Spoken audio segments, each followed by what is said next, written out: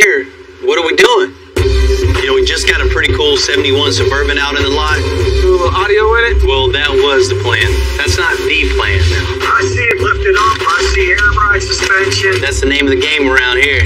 Now we can really start letting the creativity and the fabrication all come together. We did a lot of work on this 2006 Kodiak already. What else does he want now? He wants to put an extra wheel and tire in the back. One in the wheel is going to be a problem. So the structure is going to be there. The flow, it's going to look like it was made like this. Oh my God, Bill. I'm Bill Carlton. I built my first truck when I was 16. And ever since, me and my guys have been out here creating with our hands. Building the biggest, lowest, baddest custom trucks and cars in the game. People don't come here for what they need. They come here for what they want.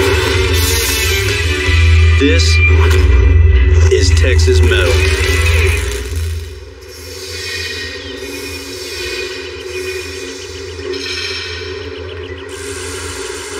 You know, we just got a pretty cool 71 Suburban out in the lot. You know, I owned one of these things for a short period of time, and, you know, I miss it.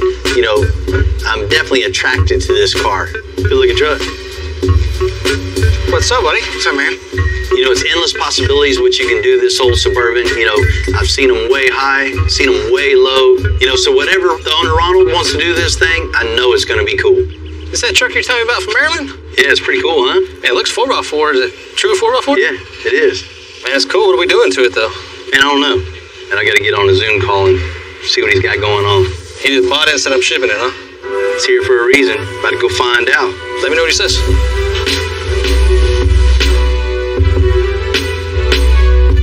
Ronald, how you doing? Doing good, Bill, man. Excited. Just got that Suburban in, man. That thing it's nice. It's cool, but it needs to be a little bit cooler. Oh, It definitely. needs a touch. I mean, you've seen it. It needs some loving. So, it's here. What are we doing? I see it lifted up. I see air ride suspension, new tires. I see it pulling a nice airstream down the road and looking just incredible. Heck yeah. It's four-wheel drive, so I'm not the kind of guy, I don't like going low, but, you know, I do want it to go up a little bit, and I want the stance to be cool. So you're maybe something worth aired up from there? Maybe a little higher than where it's at right now. Does that sound like it'll work? Absolutely. I just wanted to blow people's minds when it's riding down the road. That's the name of the game around here. Whatever you can do, get that thing right. It's going to be a camping vehicle. I'm going to ride it. This thing ain't going to sit in the garage the rest of its life. It's going to be out there riding around. I love hearing this.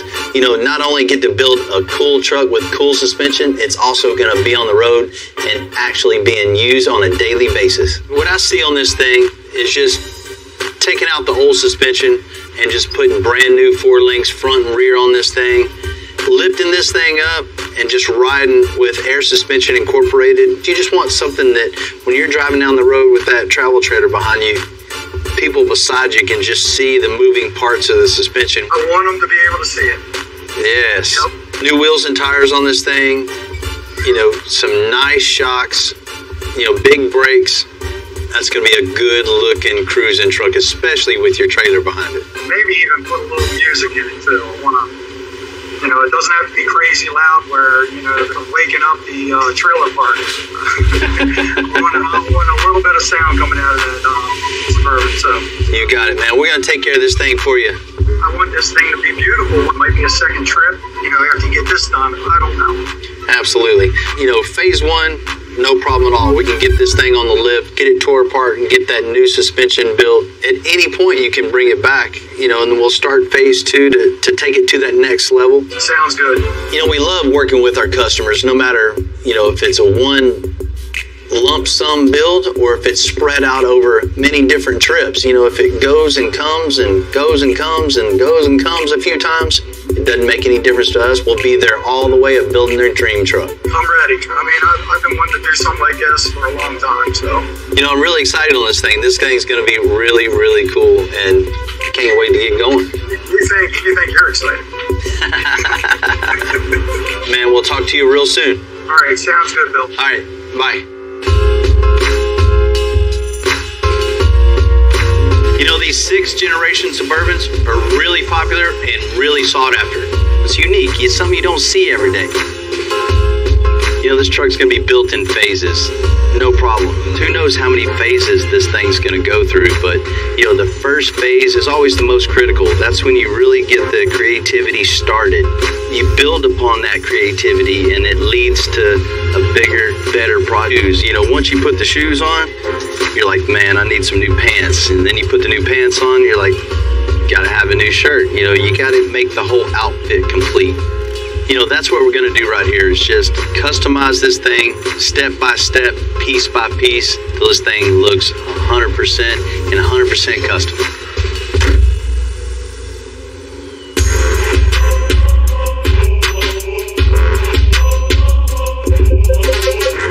What's happening?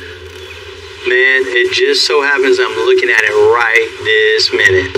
Ronald was clear from the beginning. There's going to be many times he's going to add to the build. You know, I just thought it would be after we finish the first phase. I mean, we got plenty of room in the back of this thing to do whatever we want to do. So the interior is something we could really focus on a lot to really make it comfortable, you know, for you guys for sure. And to be something to show off. All right, man. Thanks a lot. We'll take care of it for you. What's up, man? Finally got the Suburban in the shop? Yeah, man. Cool. Do a little audio in it?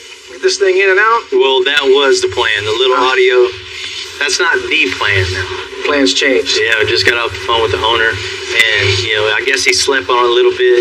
He got bit by the bug. He wanted a little upgrade. Well, We've got a lot of real estate in here to upgrade. man, there is. There's a lot of room in here. Well, sometimes it's easier to just do it all at one shot than having to go back and forth with it. It's like, it's there, just do it. Right. First thing we're gonna do, new interior. Everything in this thing, we're gonna change. He wanted new audio, but now he wants new seats, headliner, door panels, and even more audio.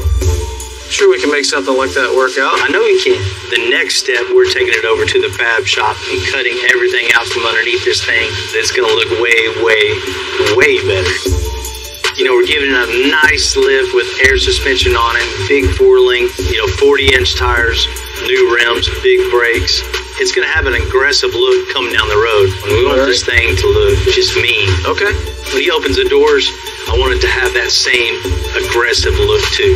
Okay. You know what I mean? Basically, take the same ideas that you have going on underneath it, keep those ideas flowing, and put something in here that just says, I'm here, and get out of the way. Mm-hmm. All right, well, I got my laundry list of work to do, so let's get to it. All right, I'm gonna start with getting the seats out. You know, the idea behind use it and drive it, not just make a showpiece out of it. We still want to have something that's going to be functional. So keep those things in mind as we go, and we'll start making something cool. One of the things I enjoy about watching the guy get excited when we're building their truck, you know, first when it gets here, they're a little setback, a little reserved, don't want to do too much, take their time, do it in stages. And once it gets here, they get thinking about it, they get all itchy. Next thing you know, here we go. Full builds every time. There's your original color. Seafoam green, I guess is what you would call it. As hard as they try when they do a color change in a car, it never fails. Somewhere you're going to find hints of the color. There it is. For now, I'm going to start with the subwoofer enclosure. That way I know I've got to have that space. There's no ifs, ands, or buts about it. And then we'll start making all the panels to make it look good. So what we'll do is we'll take this bottom piece first and just start drawing out around all the pieces until this fits back where we want it to. And we'll start building it up. Nice fit. You know, it's just like a big puzzle. One piece after the next. Make a piece, cut it, fit it, glue it. Just work it as you go, especially when you're trying to fit into these really tight spaces like this. It's kind of hard to map out and build on a table, so you're just back and forth building it. Right. So what we're going to do next is take some body filler, use that as a sealant to make sure that the box is nice and airtight, and then we're going to go back over top of that with some fiberglass chop strand to give it the strength that it needs so we know it's going to stay together and stay sounding good. All right. Box is fitting great. The next step step is going to be to build the recessed baffle that's actually going to hold the subwoofer. So what we want to do is we're going to recess them back inside this enclosure about 4 inches. So you won't even hardly see them. They're going to set so far back in here.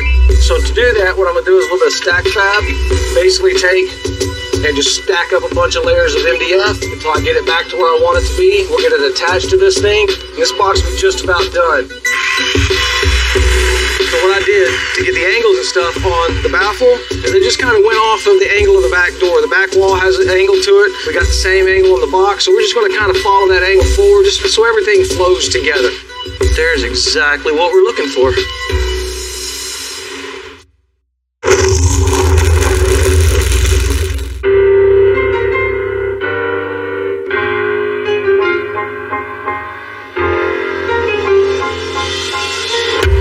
There's a lot of real estate inside this 1971 Suburban, especially when figure box is in the back. He's going to move on to the door panels. So what we're doing now is we're just making all the parts and the pieces for the door panel. Since we have 4 doors, all of them are going to be the same. So once we make one, just repeat it, duplicate it, mirror image it on the router. That way we can set them all up and work on them all at one time and get the process done a little bit faster. We got the bottom section where the speaker's going to go. What I want to do is I'm going to take this top line here, instead of it being just flat, I'm going to put a curve to it, and then I can round it over. It just takes the blockiness out of it and just gives it some character and some life instead of just being stuck on the door and flat. So what I'm going to do now is I'm going to use this scoop bit on the router to give the inside opening a profile and the outside edge a profile. Once that's done, then we can take it apart, put it on the machine, and reshape it and give it a whole completely different look. Sometimes in order to make the ideas and designs in my head, I have to make a one-of-one tool. So I went ahead and made my own jig, my own sled here, that's going to create an arc in this piece that is going to give it some dimension and depth. It's a little bit extra work, a few extra steps to take, but that little extra touch really, really stands out, puts the craftsmanship into it, and really makes something that's one of a kind. All right, so you can see this one, it has shape to it and dimension in both in this direction and in this direction. The next thing to do, attach it to its base. This thing's ready to do some body work. I've done similar things to this once or twice before, but every time you do it, it's always something different, which really is what makes it so much fun. That's what I enjoy about it. I like the creative part of it and the problem solving. You can kind of see the whole door panel starting to come together here, all the pieces. We'll have our speaker set down into this pocket here, and then we'll have our armrest up here. In the custom car game, no matter what the customer's original checklist is, there's always one more thing. Always. Sometimes we get a project in, it just needs that last final touch to make it 100% complete. We always want to accommodate, but that's one of the challenges of owning a custom shop, just making the customer happy. We did a lot of work on this 2006 Kodiak already, and we were about to ship it out. Then the owner called me up. He just wants to do that one more thing. One last look before it goes home, or what? Man, it'd be nice if it was going home, but, the world of custom, it's always that one more thing, right? Huh. What now? Yeah. This Kodiak rolled in pretty good condition. We built custom air suspension, made a new front bumper, made new running boards, added a new grill, added headlight conversion, new wheels, tires, and painted the whole truck silver. What else does he want now? Well, he wants to put an extra wheel and tire in the back. One that matches the ones that are on the truck, mounted back here in the bed. Mounting down flat, up, or how you want to? I don't know yet. I'm going to get it in the shop and kind of play with it, see what looks good, what looks cool. So I'm thinking probably mounted 30 degrees or so, mounted up close to the tank, something so if you're looking down on the bed, you can see it, but not something that sticks up over the top of the bed rails. All right. That's what he wants. That's what he's getting. We'll get with Max, see if you can get one. I don't even know if you can just get one, huh? I hope. I'll go get Max figured out. Yeah, night. We've done a lot of Kodiaks over the years. The medium duty platform is just great to work with. It's different from every other thing on the road, and that's what the customer wants when they bring these things in. It's just one of one, something that nobody's seen before. We've done a lot of work to this big old Kodiak, a lot. But for a thing, we got to make it happen. You know, sometimes when a customer comes up with a last minute idea, you know, they haven't been around for the whole creative process. So incorporating their last minute idea into a project that's already been built, there's a few little challenges comes with that. You just don't want a little spare tire stuck in the back. It looks like a sore thumb just out of the blue. You want something that just all flows together and look like it was all thought about from the very get-go.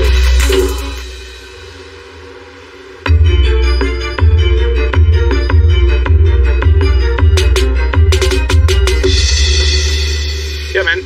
Yep, I can have that to you today. That's not a problem. You know, Max has been a really great addition to Extensive. He's been running point on sales and parts. And he's got a real knack for finding things that are really hard to get. Like one custom dually wheel for the Kodiak. Have a good day. All right. Hello, Timmy. Just the person I need to see. Uh-oh. I need a favor. What kind of favor? I need another wheel. For Kodiak. You have 6 wheels. I thought the truck was done. Bill walked out there and did the old pat on the shoulder and told me we had added some more stuff. Okay. The guy wants to be able to travel across country and he wants a full-size spare. We're in a shop where we do higher caliber builds. Parts, everything's usually custom made, so we have to fabricate them here, or we have to source them from the right people to get them on time. So 4 wheels, not a problem. 6 wheels, definitely not a problem. 1 wheel is going to be our problem. It's not my problem, buddy. That's yours. Thanks, Timmy.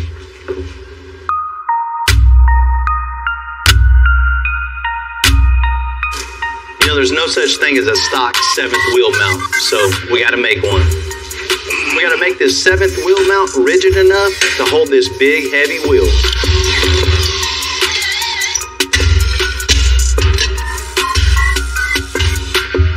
We got all of our pieces cut. We should have all of our angles right, so we got our spacer that simulates the angle of the wheel. We got our smaller spacer in the back, so we got a little tilt to the wheel. So when you look down into the bed, you'll be able to see that nice displayed wheel. So I'm gonna start putting the pieces together real quick. We'll tack it all up and we'll see if it fits. You always start out with the vision that you have in your head of the basic idea. Top needs to go back. You know, once you start building it, you don't want to get dead set in your ways. You want to improve every time you build something. So even if it's something to just building a wheel holder, you always want to think of different ideas. And you know, usually those ideas keep us way behind schedule.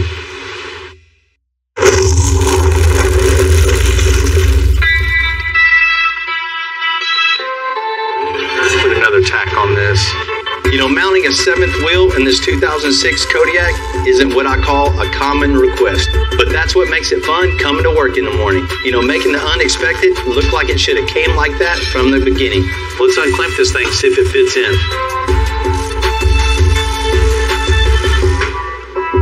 So we got to cut that off so it don't hit the wheel, huh? Just mark with a soapstone, and we'll just weld it up and grind it from there.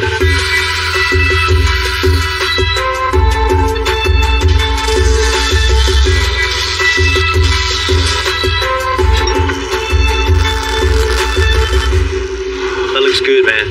Yeah, come out nice. I mean, it's got some strong mounting points on it. It looks good, man. This thing is going to last forever. Yep, no doubt. We want that big, heavy wheel on this thing, shaking, going down the road. You know, start fatiguing everything if it wasn't built super strong, and that's what we got. So, looks good. It's clean, strong. Go. Let's do it. All right.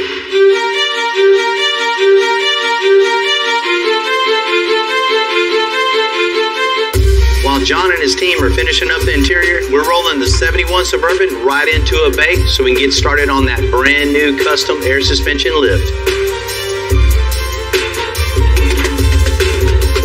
So we finally got this old Suburban inside the shop. We're gonna take it, break it down. We're gonna take everything off of it that's on there. Take all the suspension out from under it, shocks out, axles out. We're gonna get it up as high as we can, make it look really aggressive, have some fun. So the advantage to working on an older vehicle is that they're a lot more simple. The disadvantage is everything's froze up and a lot harder to get off and loose. You can got the right tools, some rusty parts won't stop you. Finally got the front off, completely disconnected, all the hardware and everything disassembled. Time to move on to the back.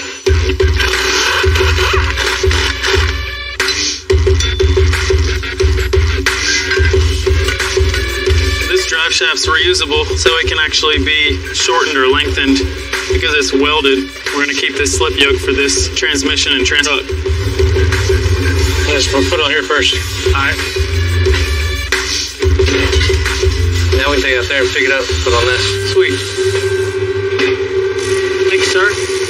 All right, so we finally got everything off the truck. Front axle, rear axle, all the suspension parts. We can bring in all the new stuff, and we can get this thing up in the air where we want it. We tore out all the old suspension and cleaned up the stock front and rear axles. So now Jamie and I can start mocking up the air suspension. Whoa, probably pretty good, huh? Uh-huh. What we're gonna do with this thing is an air suspension lift. Okay. It has some nice airbags on this thing, nice shot, big 4-lane. Oh, yeah. So first things first, let's get the rear end located with the air deflated. Okay. And once that's located, we'll weld a pipe down to the axle so it can't go anywhere. Okay. Drop it down a little bit. You know, this thing's gonna have a big 40-inch tire, but he's also wanting to tow his camper with this thing too. So we can't just go crazy and just make it way off the ground. We want this thing to have a low stance and also be able to air this thing up and get it way off the ground and just be really aggressive. Get it bolted up real quick and point it at it. You know, try to get it 0 degrees here. Pretty close. These old Suburbans are unique. You don't see a lot of them on the road anymore. Everybody wants a short wheelbase, you know, fleet side, but not too many people build these Suburbans. That in itself is pretty cool. I mean, think about during the flood, how many people would have loved to have one of these. You can put all your stuff in it, not get nothing wet. I mean, it's got multiple uses for something like this. I'm actually looking forward to building it. Scoot it back a little bit. Let's see what you got from center to here. 20 and a quarter? That's on the money, 20 and a quarter. So we got everything 100% level, 100% true, square. The rear end is located exactly where this thing needs to be. So now we can start building our 4-link from the axle all the way up to the frame. Man, we can run a string line. I think I can shoot one straight all the way back, right underneath the Yeah, let's axle. just drop this thing down. Then we can hold a string line here to the center of the axle and get it parallel with the frame. Then we measure it right down here to the center of the string. So we know center to here where our measurement's at. Let me hold this real quick. Go down, Tim. A lot more of the front axle is to get it perfectly level with the back. So when you let all the air out of the suspension, this truck still sits level, even though there's, you know, no air in it. And then you air it up from there. Then you got a perfectly level truck as it's going down the road. I like a kickstarting a Harley over here.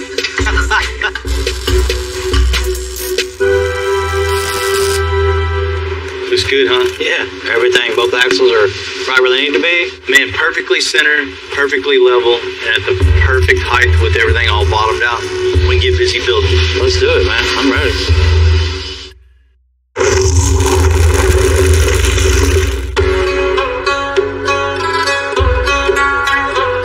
We've lined up the front and rear axles on this 1971 Suburban for our custom lift. And now we can get to building it. You know, one of the major pieces of a custom lift like this is the hanger. The hanger needs to be super strong, and it serves many purposes of locating where the pivot points are in the suspension so everything articulates and flows together, rides right, doesn't bind the drive shaft up. There's a lot of importance in locating the hanger in the right place, and the distance in between the two pivot points, you know, that reacts, you know, driving on the road 90 miles an hour versus off-road. You know, there's a lot of little intricacies in building a hanger like this, and you know, you gotta add some style to it too and make it cool. You know, next step is just going to burn the hanger pieces out. What up, buddy? What's up, man? Here we go, man. So I need to build these hangers So make these at a 1/4 inch so they're super strong, and we'll box it all in. I got it.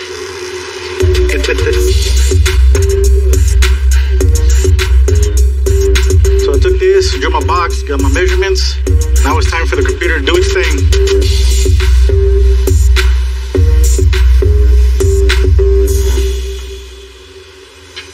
Okay, now I'm just cleaning up these rough edges, punch these holes out, and take it over to build.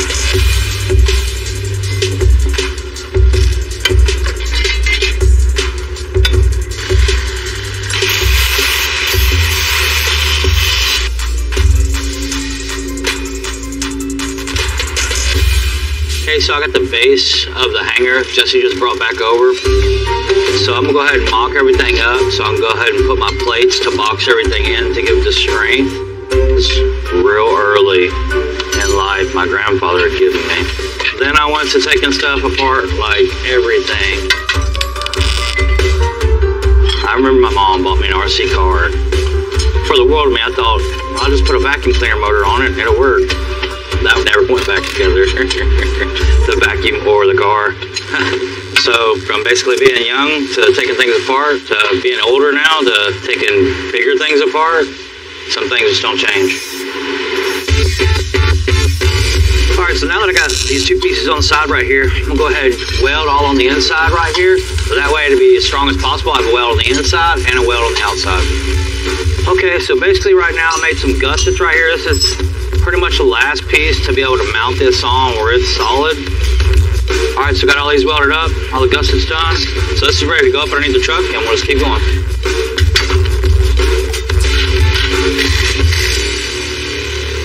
We got our hangers made.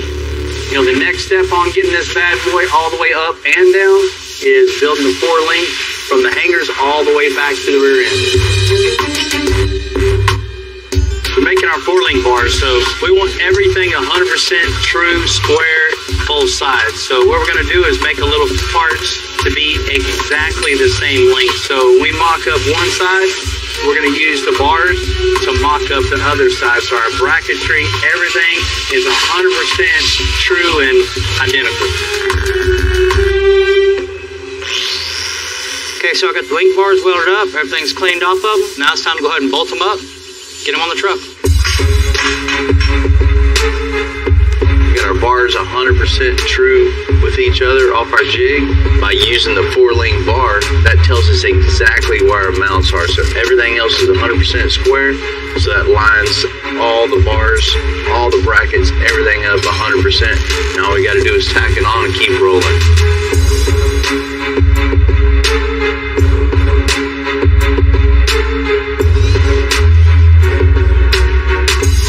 See, I got both the upper and lower link bars on. Everything looks parallel. Everything's bolted up. Like the way it looks. So I'm going to go ahead and move on to the rear now. The 7th wheel hitch is back from powder coat on the 2006 Kodiak. We're just missing the 7th wheel and tire. And then this extra large build will be ready to go home. Hey Val, 1 wheel, 1 tire, mounted balance, ready to go. How'd you do that? Very carefully. Yeah, called in a few favors, but we got what we needed, so. All right. Heads up, it's heavy. All right. Going from point A to point B is not always a straight line. You know, there's always obstacles, and, you know, we just have to find the part, because when they come in and say, hey, Max, I need the part, that's what I do. I find the part. See how much bigger than you are. It's almost as big as me.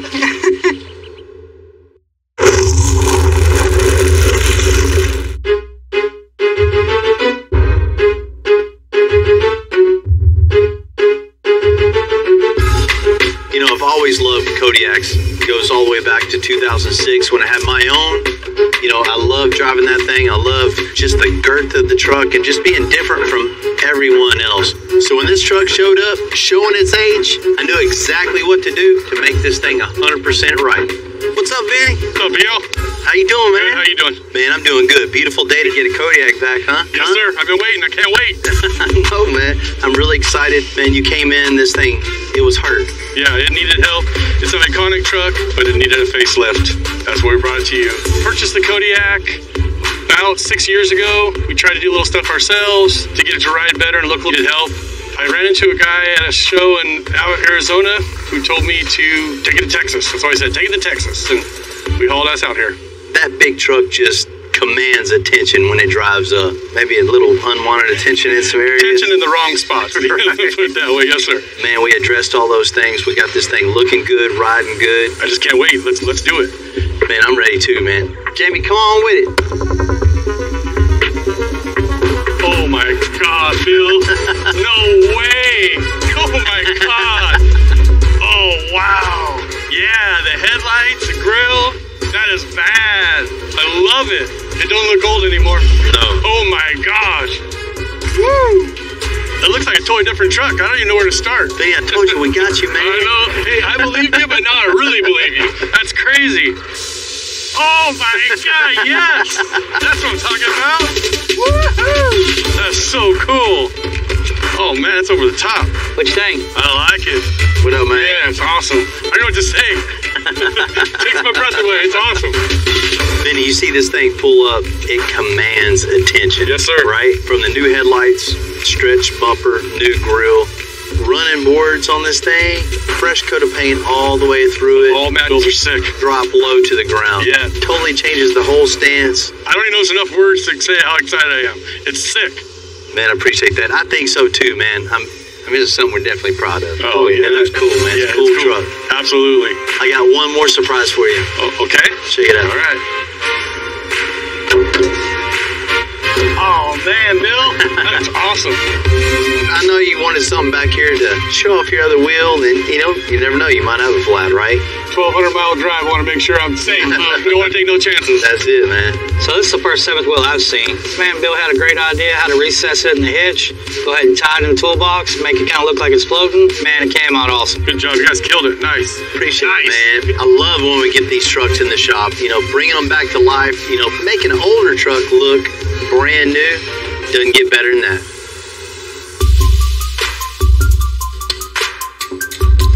The 4-link is done on the 1971 Suburban's custom lift. So now we can get to building the bag mounts, the point off of which the airbags will attach. Turn it all the way one way and then back to where you're at, and then all the way the other way and back to where you're at. One last thing we got to do before we build the lower bag mounts is our steering. So we need to build our steering cross-link and have all that, the steering and the lower bag mount, and plenty of room for the bag itself. So last thing we want to do is build this thing again.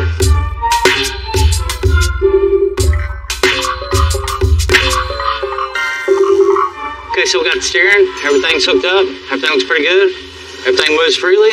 So it looks like we have enough space for the bag bracket right here, so I'm gonna go ahead and start making these right now.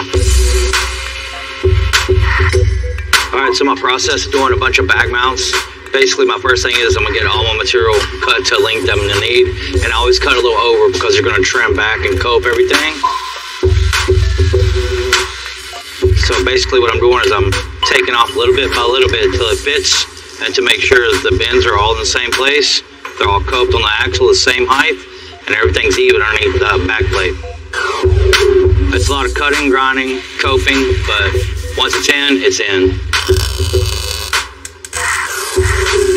Man, Jamie, it looks really, really good. We got a nice foundation.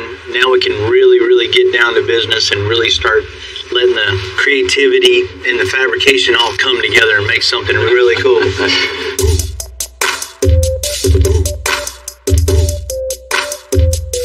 The owner of the Suburban wants to be able to haul a trailer with the lower bag mount to the frame to hold all that trailer weight.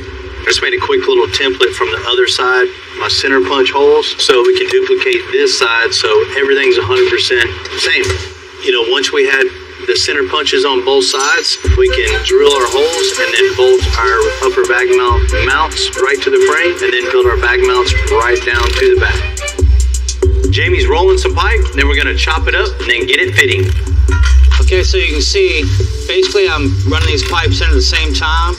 Each one I do the same way, so I have the same bend right in here. If I was just to hit the button down, it would be all kinked, and if I just did one, then did the other one, it wouldn't be any good. So this is just the way to do it properly, is go ahead and just do each one.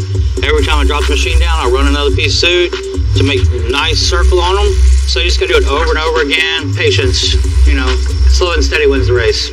All right, so basically, I'm trying to make a perfect circle so I can cut this and use each side for each one of these to be the same radius to the bag mount. So when you do look at it, it's going to be perfectly the same. It's really important, you know, for it to look right, because otherwise it's really going to draw your eye if it doesn't flow with everything else. Not only does it need to look right truck, because all the air is on this bag, so this is going to be basically holding up this axle. So the structure is going to be there. The flow is going to look like it was made like this. So people that know about custom cars, welders, fabricators are definitely going to notice how much fabrication time went into something like this, putting this together. It's something I really look for and appreciate when I see it in other builds. The cool thing about this, you know, you can get lifts done anywhere, but none of them look like this. I mean, this is our cool little signature stamp on this thing is, you know, not only riding good, handling good, but to have the styling of the bent pipe. You know, that's one thing that sets this thing apart from all the others on the road. Hey, what's up, buddy? It's Max over at Extensive. One of the toughest things about this job is managing all the builds going on at the same time. I'm in kind of a bind and I need some help. If you're not highly organized, it'll pile up on you and you will crash and burn. My love for cars came at a young age. When I was young, I got magazines that had all the custom cars in them, and I just thought that was the coolest thing, that they always cut them up and, you know, change stuff, and I was always about that. I've been in the automotive industry for probably, and then got into the custom car game, and I got the opportunity to come down here. So picked up the family, moved to Texas, and the rest has just been great. Yeah, man, no, I really appreciate it, man. You're helping me out a ton. What I like about working at Extensive is the camaraderie of everybody that works here. We're all here to build cool stuff. We're all on the same agenda, and the energy here is really, really cool. It's a fast-paced shop, but I'm a fast-paced kind of guy, so we mesh really well.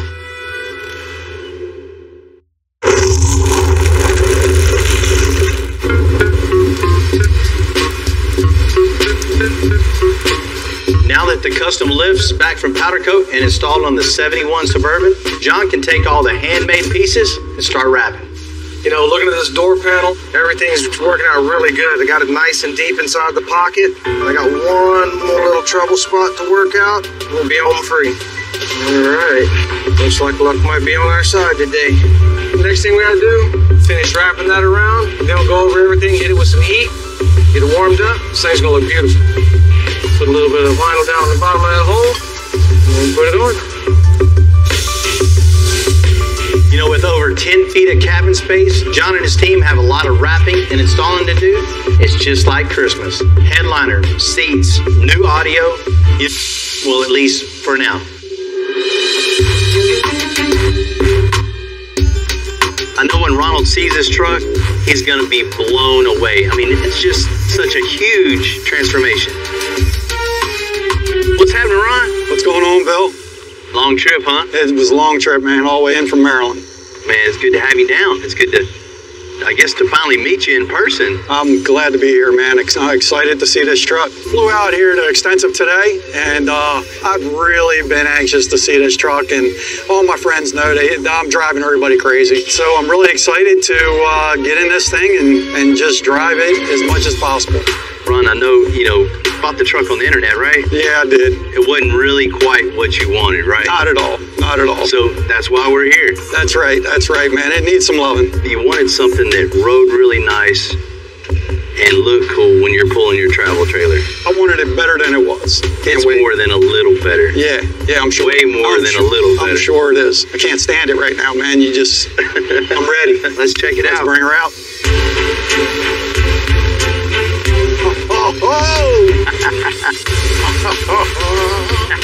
Yes, sir. Look at this. What you think, man? Mean coming at you, doesn't it? Mean ain't the word for it. Look at this thing. This is beautiful. Yeah. Woo. Nice. She is sitting on those tires, man. That is insane. Oh my God. Looks a little different, doesn't she? She looks a whole lot different. Man, I am slammed. This is everything that I imagined. I mean, this is just phenomenal, man. You haven't seen another 3-door looking like this. Never, no. You can go online and never find one like this. That's right. This is it. I'd cruise that one for sure. Definitely. That's a highway runner. Oh, I can't wait, man. We're going to use it. It's not going to sit in the parking lot somewhere. This is going to be on the road, and it's going to be going. Where it needs to be. And everybody's going to be looking. It's going to be turning heads, man. You know, the first thing you see of the wheels and tires and that big suspension underneath of it. Got to work building you a cool custom 4 links front and rear. The size of all that tubing, I mean, it's incredible. The strength you put underneath there. I see it. I mean, you can't miss it. It's beautiful. I love the wheels. Perfect choice, man. Yeah, man, that thing looks good. really, really good. I mean, it's something we're definitely proud of. Oh yeah, for the sure. stance, the size. You know, when you see it coming at you, it says get out the way. You know, That's right. Yeah, man, the stance on it is killer. It's mean. That's what you want, right? Yeah, man. It's everything I wanted. I love it. pretty okay. That's pretty okay. John, let's let him check out the inside. All right, let's check this out. Oh, look at this, man. Oh, God, you killed it. You know, John and the boys always kill it on interiors. Always. I know that's right, man. Yeah, so we just went through everything, you know, from top to bottom. New carpet, redid the seats. That's right. Redid the door panels. Got all that brown in there. We pulled the pleats into the doors to match the seats. We went ahead and did the headliner, put some lights up in there so you got some mood lighting when you're cruising down the road. There you go. New radio in the dash, new system all the way around, subwoofer enclosure in the back. Everybody will hear you coming too, so. I don't see me coming before they hear me. That's questionable. Yeah. Oh man, you guys blew it out of the water. This is phenomenal, man. I mean, it's going to go a step further because it's coming back to you, and you're going to do some more work to it. But for right now, this is headed in the right direction. Ron, getting projects like this in, it just really, it wakes everybody up, you know, just it reignites everybody's fire, gets that passion going again, and just the creativity just really starts flowing, obviously. Yeah. You know, this is my first project car, and I'm hooked, man. I mean, hook, line, and sinker. It's contagious, but I mean, I want to see this thing go as far as I can take it. Phase 1, phase 2, phase 3, however you want to do it. I'm stoked. I know you can say phase 1 was a complete success. All right, Ronald, enjoy this truck. I'm sure I'll be seeing you real soon for phase 2, so come on with it.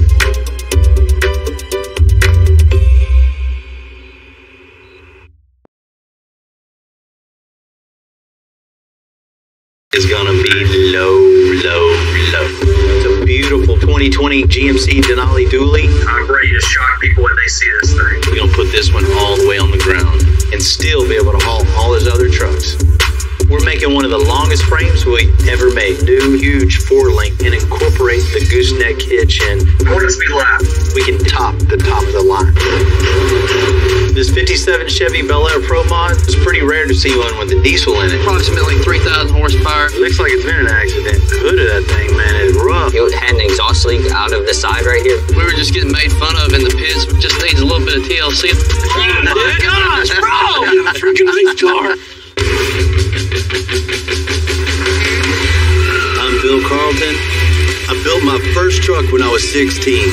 And ever since, me and my guys have been out here creating with our hands.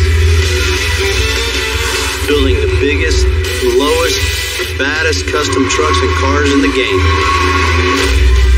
People don't come here for what they need. They come here for what they want. This is Texas Metal. You know, it gets a little intense around the shop, so we've had dogs around. You know, Timmy confiscated Blue, so, you know, I decided to take my daughter, Presley, off to the pound to go get a new shop dog. What's up, man? How you doing? Hey. What you think, Presley? He's good size, huh? Yeah. I think we ought to get him out, check him out. Yeah, me too. He's a little skittish, but Yeah. he'll be all right. Yeah, I think he's a good shop dog, but I had my eye on one I want to take home too. You know, we got enough at home right now. I mean, there's always room for one more. It's okay though. I think we found our new shop dog. Yeah. Come on. Butch. Like Cleve or something. Oh, Butch. Cleve? Butch. Come on.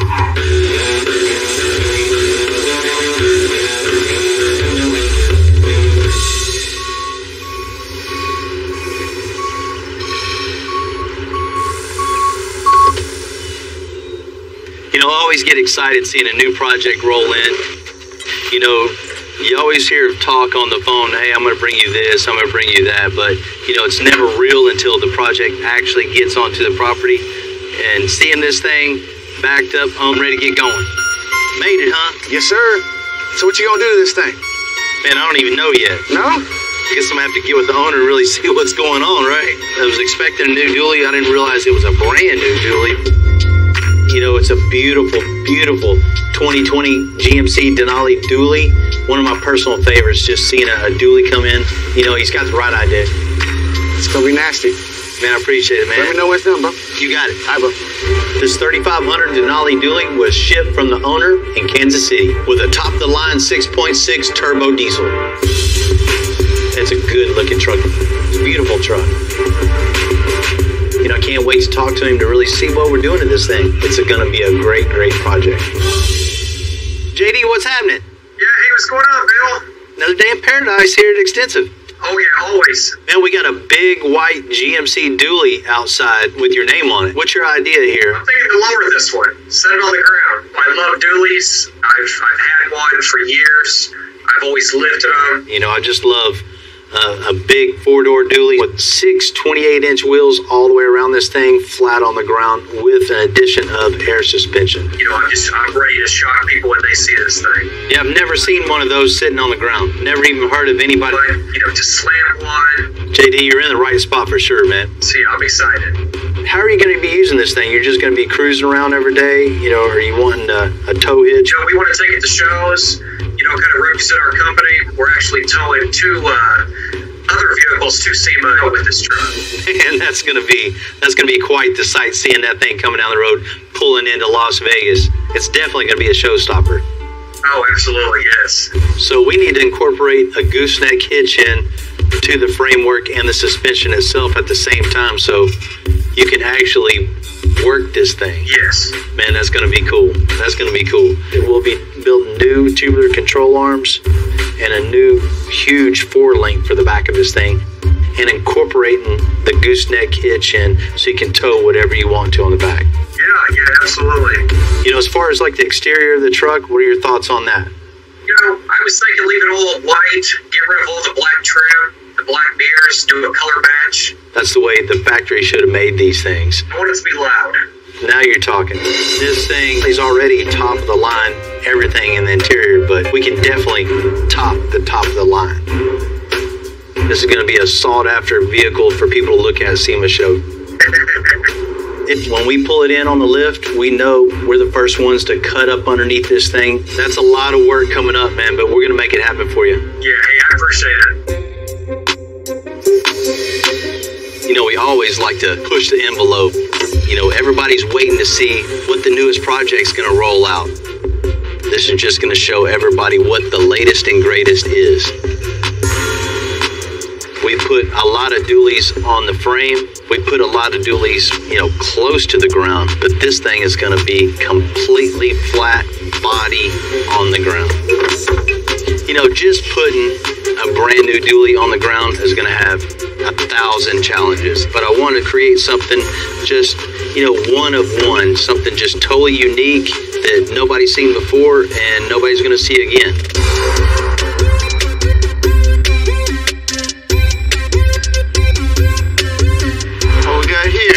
Customer just dropped this thing off. New dualies look good. They look real good in my driveway. We're going to put this one all the way on the ground. So we don't need this no more, huh? Yeah, probably not. So frame on the ground. Body on the ground. Man, I always love when we put these dualies on the floor. They just look good. They look really good. And not just that. Low. Oh, no. He has a couple other show cars that he wants to tow with this. So hauling 2 cars needs a gooseneck hitch in this thing too. You know, the only way to achieve that on this truck, you already know, old frame's got to go completely out and build a new frame bumper to bumper and just cut off all the factory suspension. So you just bare frame rails with nothing factory underneath this thing. And we just start fresh, building control arms, you know, 4-link suspension, and incorporating big airbags in place of the springs and the torsion bars that are on the front of this thing. So is that all we're doing, or is there more surprising? There's a couple more. We're going to upgrade the speakers inside this thing. But, you know, we can definitely do better. Put some speakers outside this thing to really make it way louder and have the speakers actuate out and up so it just projects the sound even more. Low and loud. That's it. Sounds just like the infomercial, man. But wait, there's more. You know, on the body, on the outside of the body, you know, it has the black accents around. We're going to pull those things off, slick them down, paint them all body color to really make this thing look finished. You're adding a whole lot to the plate on this one. Let's get to it.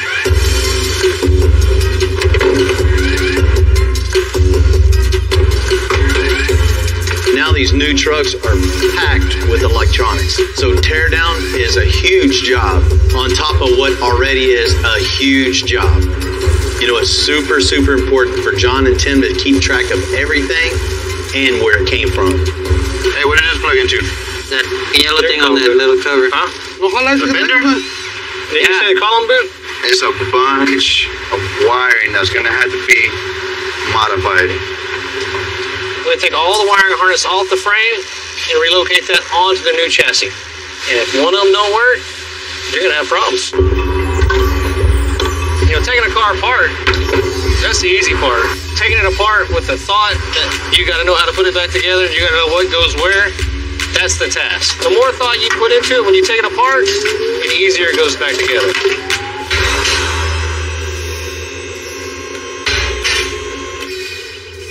I would much rather work on an older car. You can eliminate that. Oh, I don't need that. I don't need this. New cars, you can't do that. For instance, one time, we were missing one little sensor on the back of a truck to work, such as AC, windows, radio. Everything on here runs something. If you don't make a full circuit of that, half the stuff won't work. You know, taking apart a new car is like taking apart a car and a computer at the same time. These things will almost drive themselves, back themselves up, back a trailer up for you. But all that has to have a bunch of wires going through it to make it work.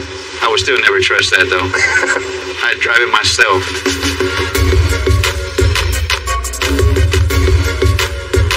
We're going to put the truck on the rack.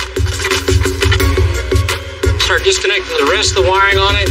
I don't want to disconnect like an airbag and the battery be hooked up and then airbags start going off. We're putting a 28-inch wheel in there, and the wheel is going to come up right to the top of this. Everything that's on top of the fender well here and on top of that side all has to be relocated. Hey Tim, how you want to do these brake lines? Let's just get it out of there first. Man, the old trucks, you had to worry about fuel, spark. That's about it. Where'd this go? Fuse? Box, the battery, back. Now, you don't plug this in, it ain't running right. You don't plug something else in, it throws a code, the truck goes in limp mode. We disconnected 857 things. 58. 858 things. We're about to finally lift this thing off the chassis. The motor's like 3 foot tall, 3 foot wide, with miles of just wiring, hoses, electrical, computers. We gotta fit all of that in a shoebox. You got your work cut out for you. We. Tim. There's only an I in Tim.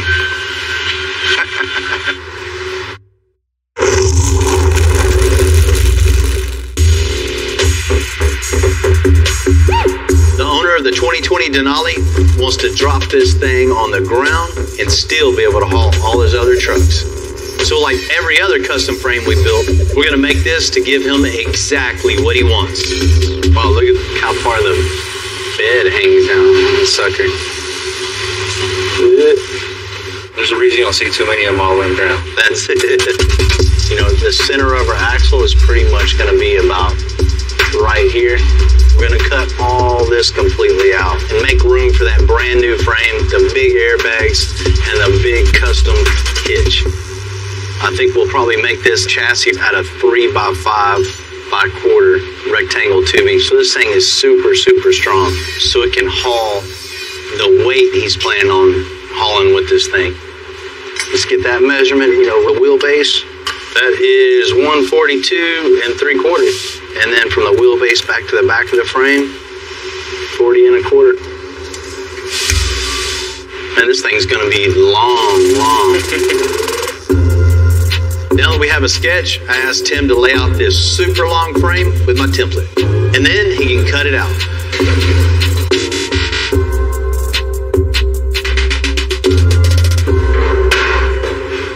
You know, with this thing standing up, you really start to get the scope of how big this thing is. We're looking for a frame that's as straight as possible. These have to be exactly parallel with each other, because if that's not right, when you go to do all your suspension and get measurements off the chassis, if the chassis is off a little bit, all your suspension is going to be off a little bit. For 1/8 inch off. That's not right, nothing else comes out right.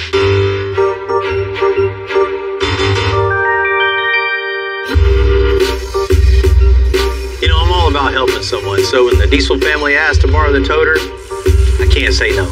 What's up, fellas? What's up, Bill? How you doing, bro? What's happening, man?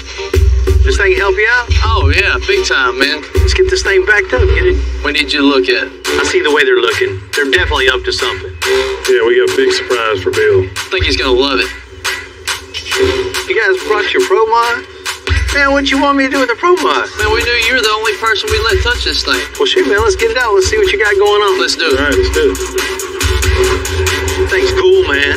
It's a weird sound for a Pro Mod. It's definitely one of a kind, man. Right. This 57 Chevy Bel Air Pro Mod races in one of the fastest classes in drag racing. You know, it's pretty rare to see one running on a diesel engine like this one. Originally, this car was Doug Winters. He raced that car all over the country for years and won many championships with it.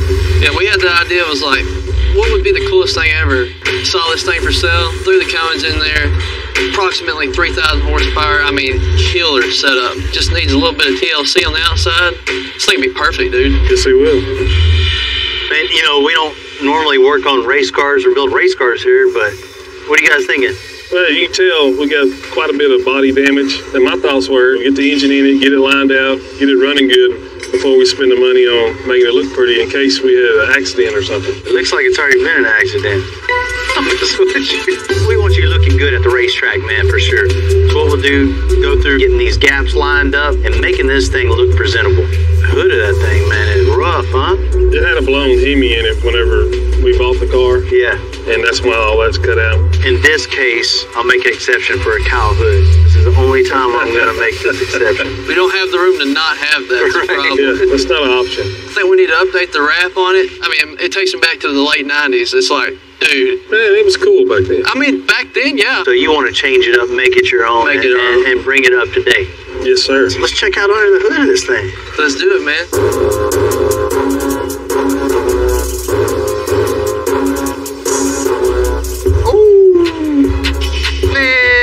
You can't be having that. That's what I wanted to talk to you about, man. Come on, guys. I mean, everybody wants to see what's under the hood of this thing because it's making such a crazy noise, and you definitely don't want them looking at that. I know, man. That's what I was thinking. We redo that exhaust, make it a lot easier for us to get in and out of the trailer. Definitely, we got to get you hooked up with that, man. So, Bill, you think you can handle all this? Man, Tommy, I can definitely do that, but I've always wanted to do a big smoky burnout one of these things. Man, this old diesel will do that? Oh, yeah, but you want to do it right here, right now. Yeah, let's take it out.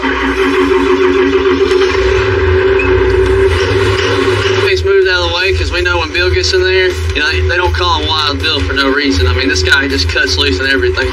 Get it up to 2,000 RPMs and hold it for 8 or 10 seconds.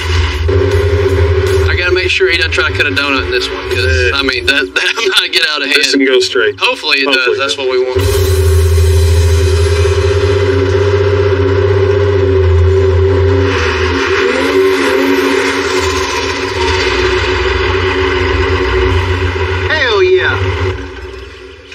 Man, that thing's got some power, man. I know, man. Right at 3,000 horsepower. That's crazy, man. That telling you. diesel runs good. Did it get it? When we're all done with this thing, I get to drive it down the track now, right?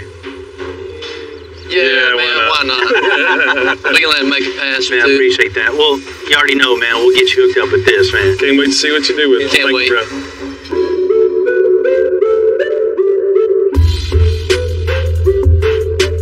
Looking closer at this car, man, it's hurt. It definitely needs some help. I can see why it's here, and we're gonna help him. Play Diesel guys, the whole family, I love them. They're down for whatever I need help with. They're 100% down. And of course, if they need some help with something, I'm 100% down. You know, I'm of expertise, but as metal work, welding, design work, that definitely is in our expertise. Now, what is this thing doing here? Hey, you don't see a Pro Mod too often in the shop, right? Not all I've ever. You definitely don't see one with the diesel in it. Yeah, I noticed down the side, this thing's got black soot all the way down the side. Right. And it's just old and tired, and it needs our help. So I want it to look as good as it runs. Absolutely, man. As soon as you run this thing down the track, they come back to the pits, pull the front end off. People are going to want to know, hey, what's making all that black smoke? Let's see, man, this thing runs good. Sounds crazy. That's what they see first? They can't have that. We'll have Justin build a new exhaust system, something, you know, they can be proud of. Yeah, you see Pro Mods all day long. You see the one at the track that's a diesel, they're going to want to come see what was in it. Exactly. They can definitely be proud when they're in the pits with the front end off now instead of trying to stand in front of it and block it. You know, after we get the body all straight and smooth, we got to design something that's really, really unique, eye-catching, and it promotes our business. So what I want to do is peel off all the wrap and touch up all the body work, make this thing look really, really good, you know, nice and straight. And there's body pieces missing that we have to fabricate. I mean, you see the hood. So that hood's been through a couple different motors. Yeah, the time putting a cow hood on something, you know, this is the exception. You gonna drive it? Hell yeah. You know, this is the first Pro Mod race car we worked on, and man, I love new challenges, and it keeps us fresh. To kick off this build, Justin's going to replace this old exhaust with something way, way cooler and works a lot better. First step is going to be to remove the downpipe. You can see it looks like it had an exhaust leak out of the side right here pretty bad, and the reason for that is because that flange wasn't able to mate to the back of the turbo like it should. And from that point, we're going to see what's the best way to cut this flange off, because we're going to have to reuse this outlet flange. And then from there, we're going to take our new pipe cuts that we have and basically build a 90-degree bend out of that. So with us adding the flex joints in there, it's going to allow this to pull flat against the back of the turbo and get a good seal.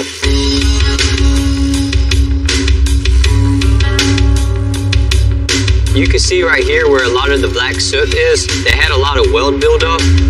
It was probably pretty difficult to make this weld, which was some of the problem. They tried to get in there with a grinder to get the clamp around it, but it wasn't enough to get a good seal. Plus, the amount of added heat that they put due to the weld caused the flange to warp because of how thin it is. So this table is a flat surface. So now that we have this flange 16th on each side, and that's one of the reasons why you were getting all that smoke blown out of the side.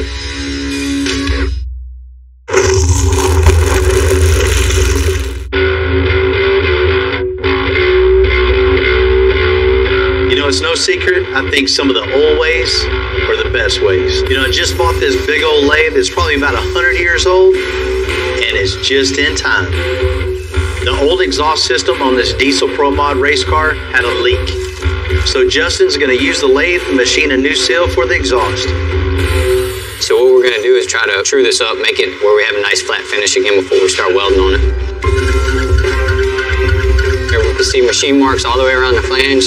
That way we know that it's parallel to our chuck. We know that our chuck is flat. Once we flip this flange, these two faces will be parallel with each other. Well, you can see the gap in it now. Things like a potato chip. So if I stop it, you'll probably see the two marks 180 out from each other. What we're looking for is a clean finish like we have here and 180 out. We want the same thing, 360 degrees, so that we know that we got a full flat surface. Now you can see the difference. We know that it's flat now. Since this flange was originally smaller and they stuck a larger pipe on it, you have a separation between the two materials. So I'm going to weld on the inside to tie it in, and I'm also going to weld on the outside to tie it in before I put my 5-inch pipe over it. So I know it looks like a lot of time and effort is going into this little piece, but this right here is the foundation for what we're building off of, so it needs to be right. Now that we got this piece welded up with all the holes fixed in it, we're going to go ahead and tack this top ring on there, get it attached back to the turbocharger. So we're going to need 10 of these put together to get our 90-degree bend. need to get it to clear this tire. So what I'm gonna do is I'm gonna tack another 5 pieces together. That'll put us at a 45-degree pitch to get it to come out this way. We'll do a straight run of pipe and then another 45 to get it straight at the bottom, and then from there we'll come out of our fender. When you're making pipes like this, it's a lot of figuring out. You kind of just start putting pieces together and kind of see how it works and then go from there. Right now I'm liking how it looks.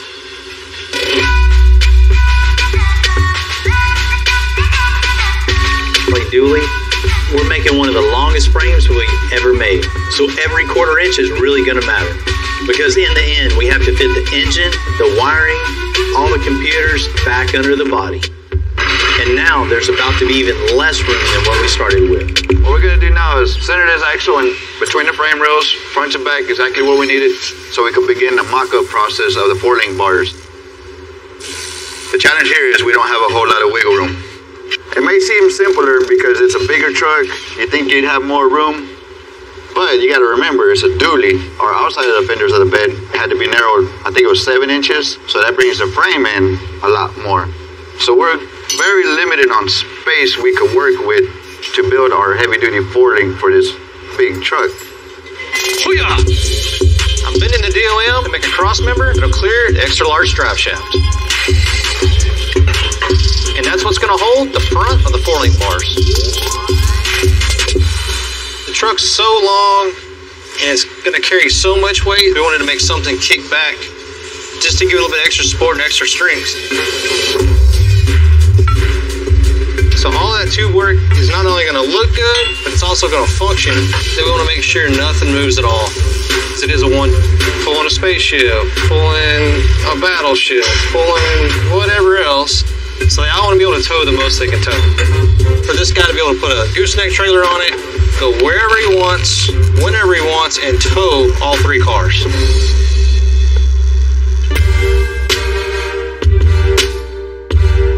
What we got here is one of our 4-link bars set up with the axle tabs, frame tabs. What we're gonna do is set this up on the chassis and on the axle. Get these tabs tacked in place. Something like that. Typically we would put a bolt here, bolt a nut, hold these 2 tabs onto this heim, set it on the bar, tack it in place. But we're gonna put a bar straight through both ends. That way we know these tabs will set perfectly in sync with each other. John just wanted to say in sync. That way, when you look at it from a distance, one won't look a little twisted than the other. You know, they'll all look symmetrical. And that's what we want, symmetry. Starting to come together.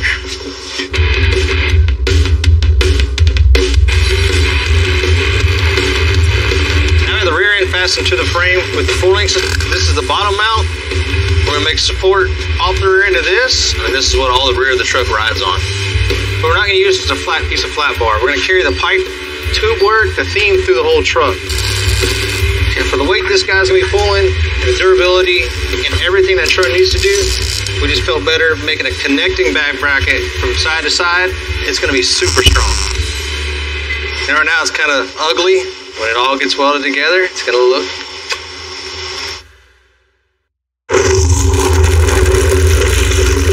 What's up, buddy? So you're the new shop dog, huh? You can come hang out in the trim shop anytime you want, buddy. You usually know right away if a dog's a really good fit for the shop. And man, he's turned out to be one of the best shop dogs we've ever had. Come on. Ever since Cleve has came onto the shop property, he's kind of acted like he run the place in the nicest way possible. But of course, my kids love him too, so we'll see how long it takes before he's at home permanently. Happy to be out of that pound. You know, you can always buy a dog, but around here, we like to give a deserving dog a new chance.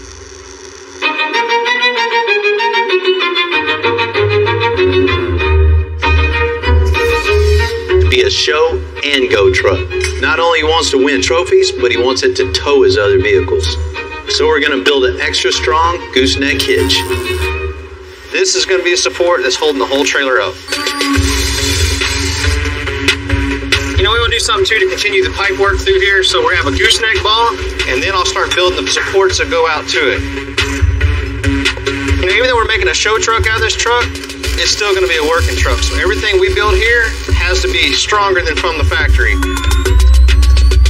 That looks really good like this as is, but since we're going to put a lot of weight on this part, which is going to be the gooseneck hitch, I need a little bit more support just to be safe. When this gets welded, it'll get welded all around and almost make like a second gusset. You're for sure not going to be able to bend this thing with tongue weight because everything faces down. You'd have to collapse it all down at one time.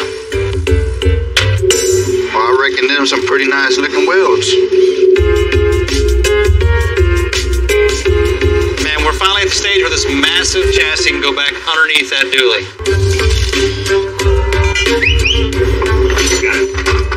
It looks cool knowing that all this started with just a flat rectangular tubing and a bunch of... Just set it down. Man, this right here looks very strong. Very rigid. It definitely ain't gonna budge. You and John did a fantastic job on this.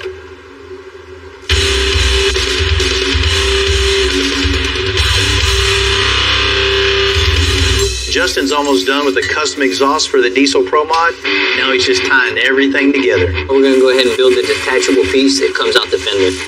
The purpose of this V-band assembly that we're going to run is while they're trying to load them up in the trailer, you got this big pipe sticking far out and it doesn't allow enough clearance. So with the V-band, it'll allow him to remove the exhaust off the side of the car before he loads it up so it's not sticking out the side. So instead of leaving this pipe whole where it's going to throw all the exhaust gases out on the side of the car and get all the black soot on it, what we're going to do is we're going to cut it up in here.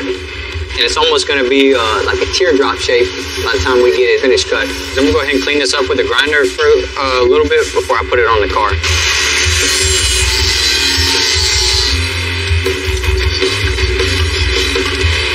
File is more of a real sharp, defined edge all the way around it and like kind of true it up a little bit.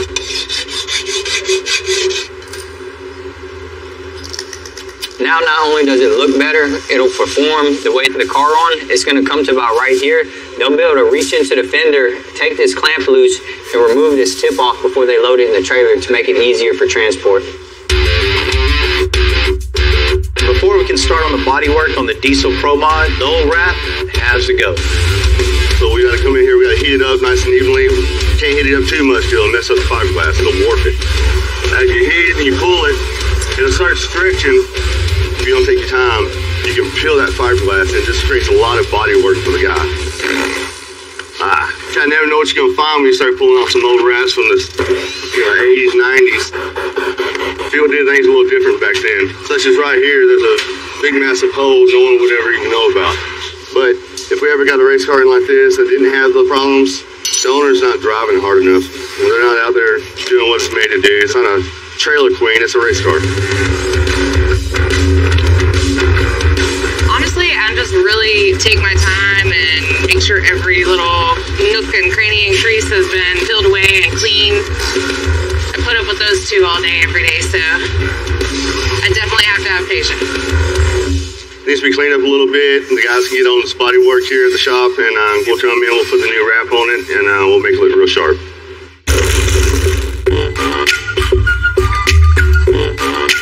Justin's almost done with the custom exhaust on the Diesel Pro Mod. He's replacing the old steel pipe with a lighter, way cooler stainless pipe, all tigged up. Now that we got our new stainless downpipe bolted up with our recirculation lines tied in, we're going to go ahead and replace this charge pipe. We're going to start from this nitrous plate all the way over to the plenum.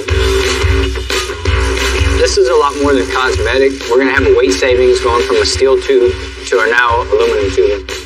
When it comes to racing, anywhere you can save weight is a big deal.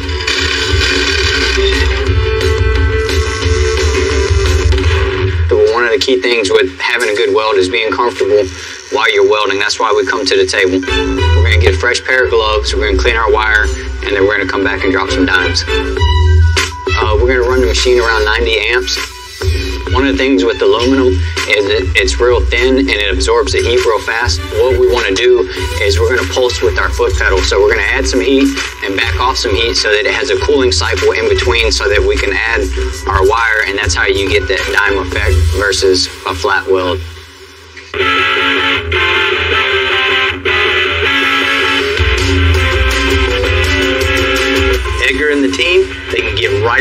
work.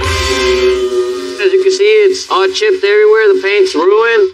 So what we will have to do here is repair all these fiberglass cracks all the way around the body.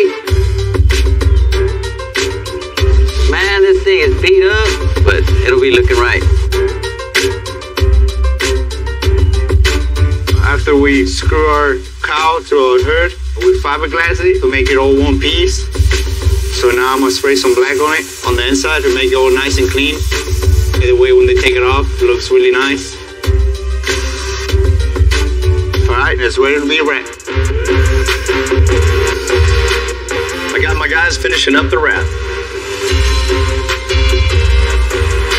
And adding new tinted window glass. We have them looking pretty and going fast. And this Pro Mod will finally look as good as it runs.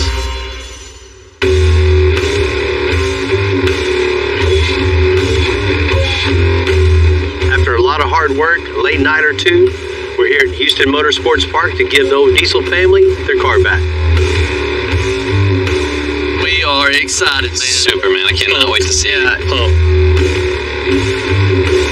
What's up, fellas? What's happening, Bill? What's up, Bill? You got good reason to be. Your Pro Mod was running good, but it definitely wasn't looking good. I know, man. We were just getting made fun of in the pits. You know, when you roll up after winning a race and it looks like that, it's just... Like, did you really win at all? Exactly, you know? It's rough. We kind of won. Yeah, I mean, we did, but we didn't. It's been a labor of love. You know, we put our hearts and soul and a lot of money in it. And blood. To get it, and blood. Yeah, you don't get blood on it, it's not fixed right. You ready to check it out? I'm ready, man. Ready. Let's do go. it. We're so excited to see this thing. Let's see it. Yeah. Dude! Oh my gosh, bro! Oh my god! Did you see that? Is that the same car, freaking man? awesome. Awesome. Freaking big car. We got a race car. Man, I love it, man. Oh my God, dude. That thing is perfect. That's beautiful, man. It looks like a brand new car, huh? This is what I envisioned. When we got this car, I told them, I want charcoal gray, black chrome. It's very intimidating now. That's what we needed. We needed to make a statement. You got the Bel Air theme in there? Yeah. The color scheme's perfect. Oh, I know. Exactly what we wanted. Freaking beautiful. Right. You know, the old wrap, it was definitely coming off anyway. I guess you guys were fast on the track because half of it was peeling off before we got it. The guys behind us didn't care for that too much. Oh. Spider Wraps guys came over and peeled off his gouges, parts missing. Body shop guys did their thing, made it all nice and straight, filled in the holes. Probably like 10 times more aerodynamic now, too. Yeah, we don't have all the holes in the hood. Yeah, no. It's like, what, I don't even know what to do with my hands. You know, I make an exception this time on the cow hood, right? Yeah, you don't like it. Yeah. On a race car, it's a little different. Oh, yeah. So it's all molded in now, so it's not So clean, anywhere. You don't have big holes all in the front end. Thank you. Make it look good, You know, that, right? that helps us out a little bit. Especially at high speed, you kind of want that secured on there. While we got it up in the air, we pulled the wheels off, powder coated them, tied everything together. New glass in it, all tinted glass, so it just looks mean. Those extra touches just take this car to the next level, Bill. Yeah, we love that. And this has always been my dream, to put a Cummins in a 57 Chevrolet. To have that iconic car with a diesel in it that we can incorporate, our business, have fun with, and stay classy. I mean, it does have attitude to it. It got a lot of attitude. If people look at this car, they'll know it's a 57 Chevrolet. When you pull up to the starting line, people are just going to already be nervous just by looking at this thing. And they're going to know immediately that they're going to get second place that day. That's it. This family's been working their butts off for quite some time, and I'm proud to say they have the full package now. Oh my gosh, check it out, man. It's perfect. Awesome. And the aluminum's a lot lighter, so any way we can save, it's perfect. Justin is the man when it comes to something like this, and he got down on it. Those pie cuts and those welds are just beautiful. All stainless, 5-inch pipe. That's 15 inches of weld all the way around this, every pie cut. So there's 29 feet of weld. That's crazy, man. That took some time. Yeah. That's a ton of work, but you see the result. Pays off for sure. Definitely. For sure. And he's got, a lot cleaner bends and radius, so the CFM from the turbo is going to flow way better. It's going to help us keep it nice and sealed and not have any boost leaks either. Yeah. While Justin was building everything, he put a V-clamp right at the end so you can take that rod off. It's brilliant. Definitely make life Smart tripping over it. Beautiful. That's definitely it's an art piece. It is. Yeah, it is. We can't thank you enough. You and the guys knocked this out of the park. Well, actually, you can thank me. You told me something when you dropped this off, right? Yeah, I did. I mean, there's a reason why we're Houston Motorsports Park, right? I kind of put two and two together. Little drag strip right over here, you know. I did say you could drive it, man. All right, well, I'm ready. You ready? Your car ready? She's always ready. Yes, sir. Let's do it. You know, a lot of people have been asking, where's Mr. Blue Dog? Man, he hit the dog. He's got his own bed, his own bedroom, his own toys. He's like a kid that came from nothing, graduated college, and now he's the CEO of his own company. Right, little buddy. Blue comes to shop every once in a while now just to hang out. I'll bring him up here a couple of days, maybe a couple times a month, let him hang out. But for the most part, he hangs out by the pool on the swing out back. And when I get home, he just wants to hang out and cuddle. You know, it's just like anything. They say that if you do what you love, you never work a day in your life. Well, same with a dog. If you have room at your house, you'll never have a bad day at your house. Here over the last 5 or 6 years, it seems like when a shop dog does show up, he'll get attached to somebody. If you adopt these guys instead of shopping, they didn't ask to get put in the pound. They don't ask to get overbred like that. If you can adopt one of these guys, man, your life will be so much better and they're full of joy.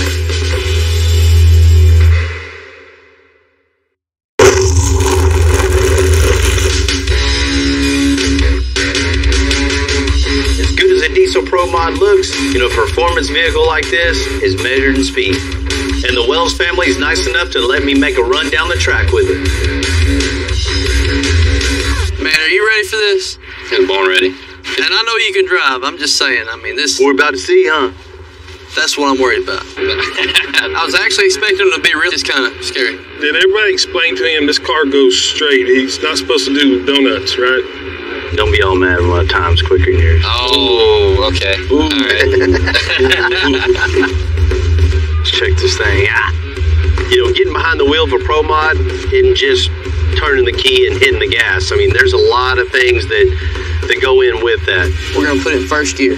You want to see about 900 degrees before you floor it. Then we're going to start creeping up in the throttle. And once I see about 10, you can mat it. Boom! And then once we see the trees start dropping, as the last light comes on, go ahead and let off the brake. Typically, you're perfect. Go when you're ready. All right, let's see this, man. Come on now, people. Oh, okay. All right. Come on, Bill. Keep it straight, let him on. Let him on.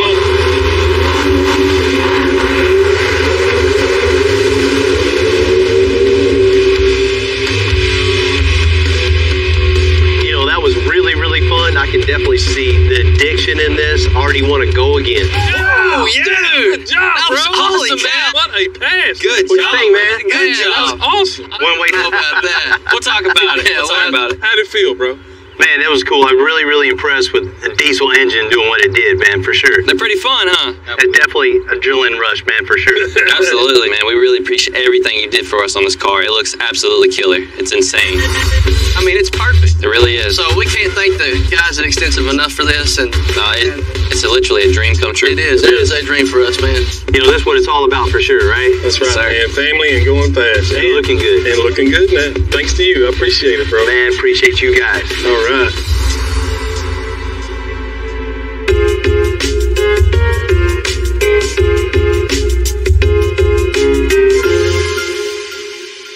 Look what I got, Timmy. Tim and John are almost done with the rear suspension on the 2020 Denali Dually. So what we have now is the front crossmember for this dually chassis. This is where the motor's going to sit. If we can connect the chassis to this front crossmember and connect the crossmember to the front core support, finally this frame will be complete, and then we can move on. Now that we got the strong foundation, we can drop in that big old Duramax diesel. We've been at this thing for a couple of months already, and we still have to make room for the big old notch and those big old wheels. Finish the front suspension. You know, on an older truck, making a frame this big would be the hardest part. But on a new truck like this, we're really just getting started. This is going to be a real tight fit. Fitting a watermelon in an egg carton. I wish it was that easy.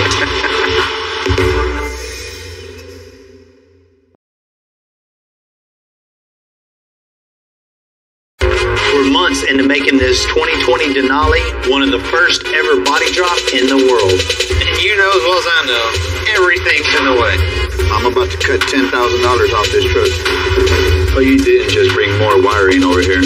Size-wise, this 2019 Polaris is a small vehicle for us, but it's got some big issues.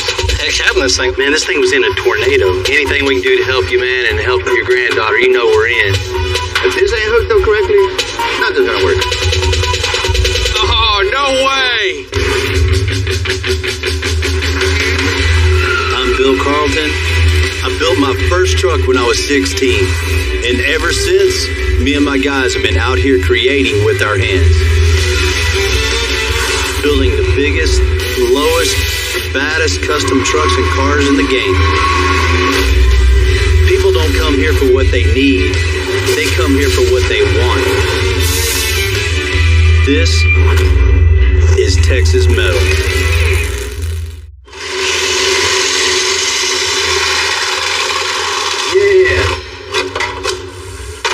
You know, what better way to have a little family bonding than having your kids help you cut up a car? And before I send this thing off to get scrapped, I figured I'd give my kids a little lesson on how to use some tools and cut some metal. I never really use like tools like this. Like, I mean, it's not that bad except for it's just like, you know, pumping my arms out, but that's all right. It's a good workout, and I really like working out, so I guess it's fun. Couple little more pieces, the whole roof's gonna be off.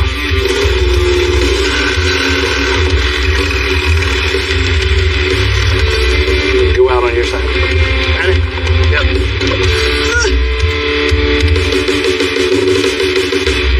What do you think? Heck, Fresh convertible? Yes. it's a good family day. We cut up the car, and so now we're just gonna have some fun. Test it out. Yeah. Hey, where's Cleve at? Cleve! Come on! Come on!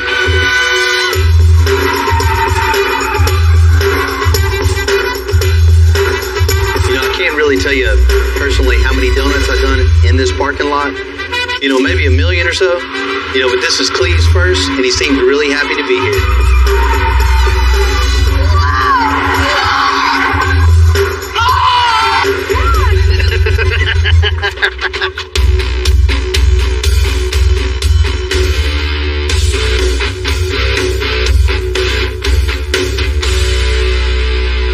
Seeing this thing in a stage like this, it finally feels like this thing's coming together. You know, after being so long just a cab on the lift, feels like we're getting some things done. It's been a lot of hard work. You got that right. I mean, just getting this thing apart's a lot of hard work. Yeah. We're months into making this 2020 Denali 3500 one of the first ever body drop in the world. The owner wants to haul some of his other show cars with it to SEMA. So we had to put more engineering into this thing to make it perform even better than he wants. With a body back on the frame, it looks like we're almost done, but I can tell you, we're a long ways away. Oh, Lord, are you guys trying to pull a house or something?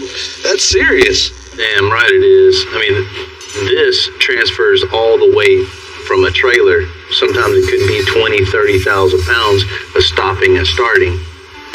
Goes to this right here. So we can put a house on there. Absolutely. Just from the start of this, getting it on the lift and tearing it apart was a major job. You know, laying the chassis out, building the chassis on the table, getting the frame underneath this, you know, rear suspension. Just to get to this stage is huge amount of labor. I know. This is not just double work or triple work. Not even quadruple. What's after quadruple? A lot. The finishing work on a build like this is always the hardest part. It's a huge build, but the small details, they take a lot of time. Now that we got the foundation, we can build the front suspension and huge wheel tubs that tuck those big old 28-inch wheels.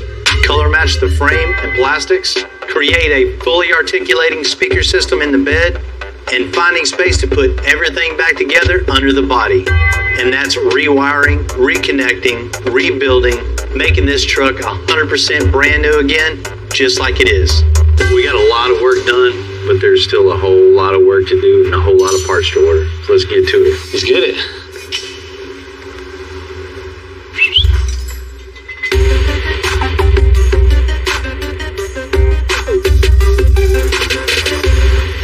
stage of the build, it's all about making room underneath the body to cram everything back in. So Tim and John are getting started to making room for these big old wheels. The name of the game is bigger the wheels, the lower to the ground. And you know as well as I know. Most important thing, the brake system. We're not going to cut the factory fender tabs off. We're going to use those to line everything back up. That way it'll look factory from the outside, and it'll keep all the factory gaps exactly the same. We're going to build back a support with some DOM. We need something that's going to keep all these tabs 100% where they're at, and keep this where it's at, because then the fender will bolt right back up here, and all this will gap back perfect, the hood will shut perfect, everything will stay right.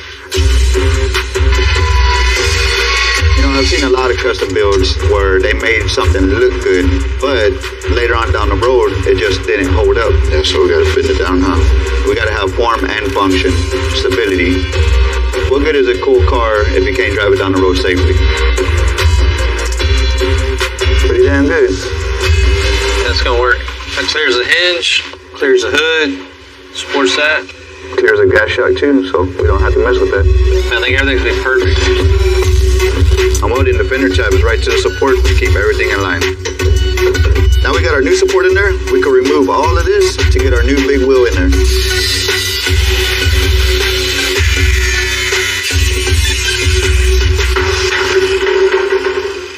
There you go. Starting to see this thing getting put together and starting to look like a whole truck again.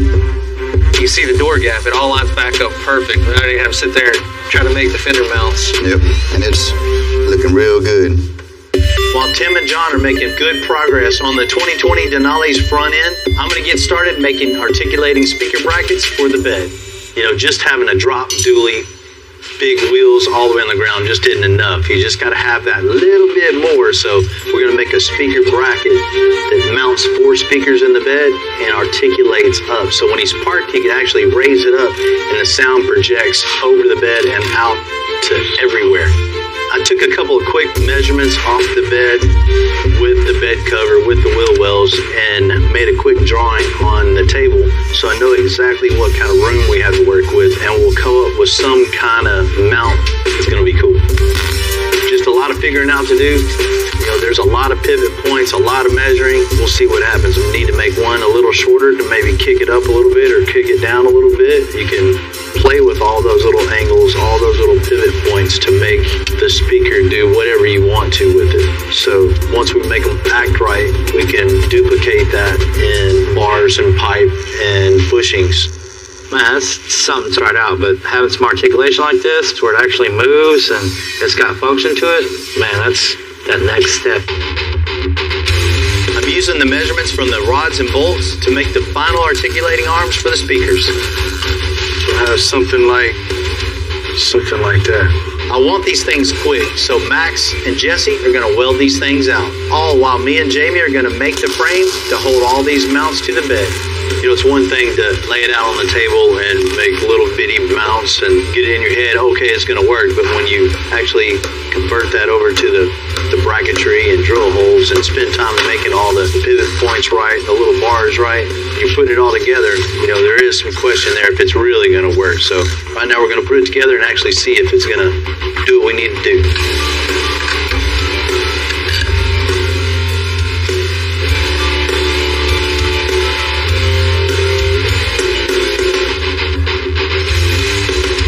You just have that in your head, just popped it out. I mean, figure it out till it works. See what works. Speaker about here, you know, facing out, then coming out over the bed. It's gonna be pretty cool. Yeah, it's like really cool.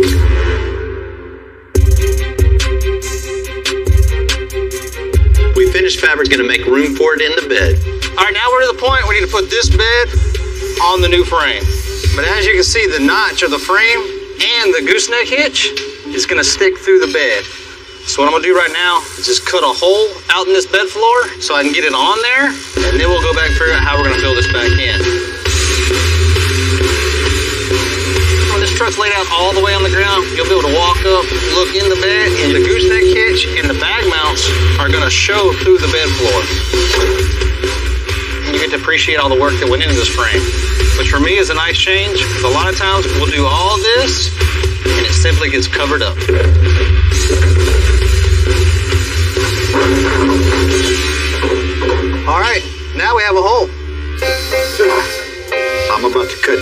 off this truck.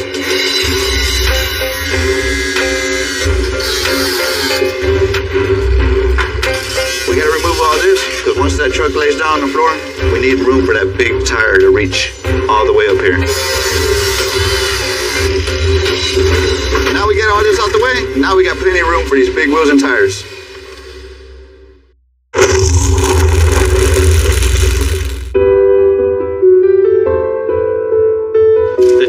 Which means it's got 4 wheels in the back. So that means we need to make even larger wheel tubs in the bed to fit those 28-inch tires. This is how we roll our sheet metal to get the same radius as our wheel tub. And we need a little bit more.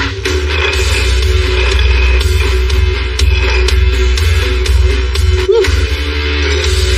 So the tub has to be extra wide to accommodate both dually wheels on the back of this truck. So what we're gonna do is butt weld the new piece to the old piece, and what that is fitting them tightly together on edge and welding right along the crease.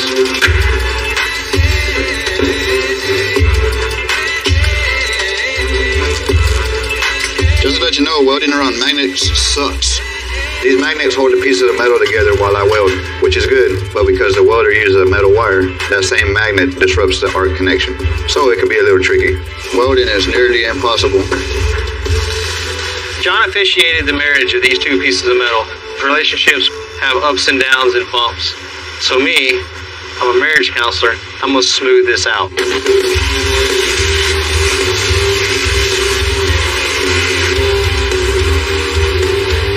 You on fire today? Things got a little smoky around here.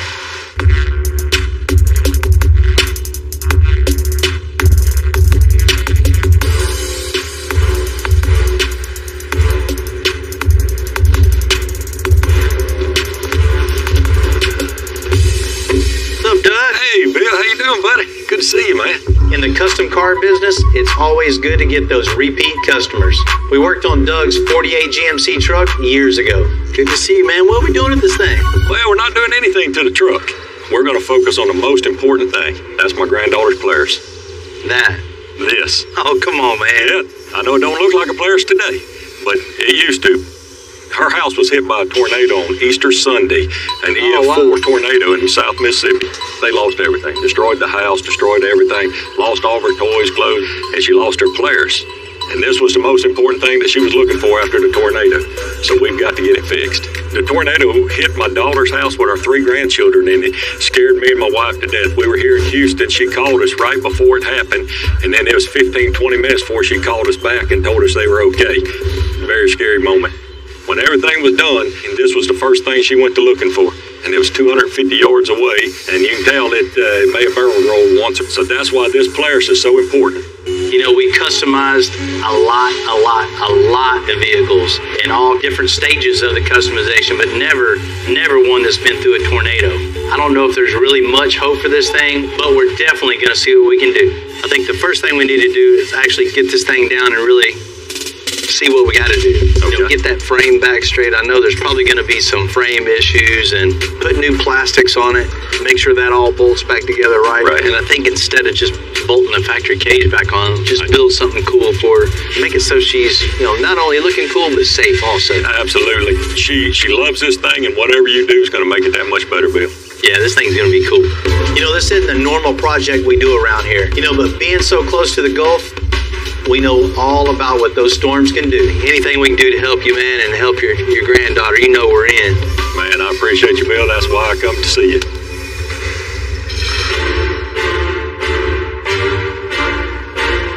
You know, a job like this is what I would normally turn away.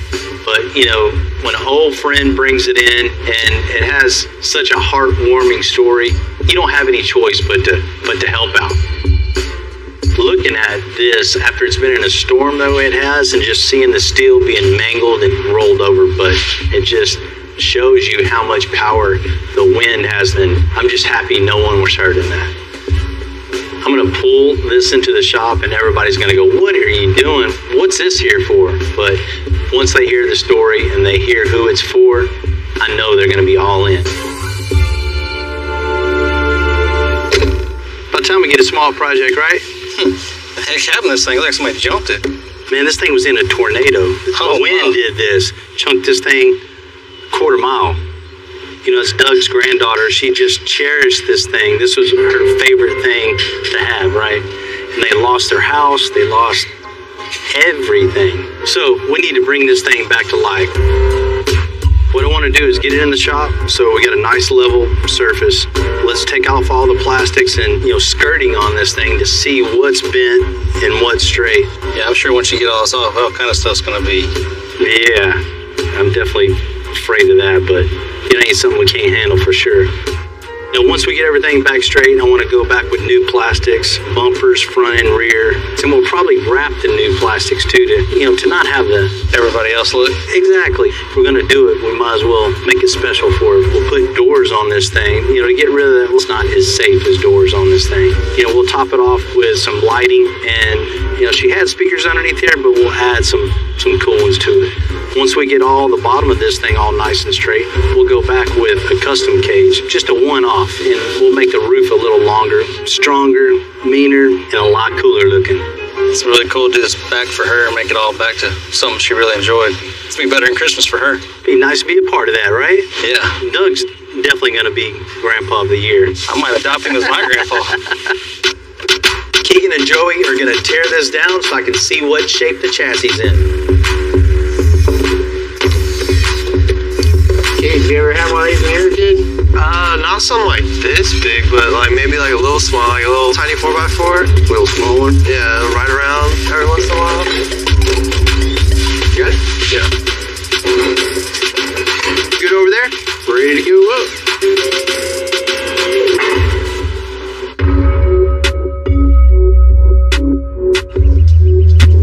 Tweak to the rear of the frame on the little side-by-side. So what I'm going to use is the porta-power here. It's basically a slender jack. So you put the little pieces together till it fits into place, put it in between the frame and the bent part of the frame, jack it up perfectly straight when I'm done. Double check the level real quick on that. It's riding the line a little bit, but it's still in between the lines. We want it on the money. Well, it's off. It needs to come up on this one. This one? Up? Yes.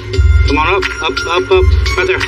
Being thrown through the air like it was, this frame is in better shape than I thought it was going to be. Check it right here. But even small bends to it can have huge consequences. It's kind of wobbly on that thing. So our first step, we need to straighten it up. Go up on it? Yeah. Go up, Mo. Up. Okay. Yeah. Hold on just a second. Let's get a long piece of tubing and stick right here. We went just a little too far, so we can give it a little tweak. Okay. So we're jacking it up, push a little bit. So you got to push it up just past level, so when the tension releases, it comes back level, right? Well, we went just a little bit too far, so we're just going to take a big bar, twist that sucker again, and make it perfect. Man, do that one more time. I think you got it. Perfect.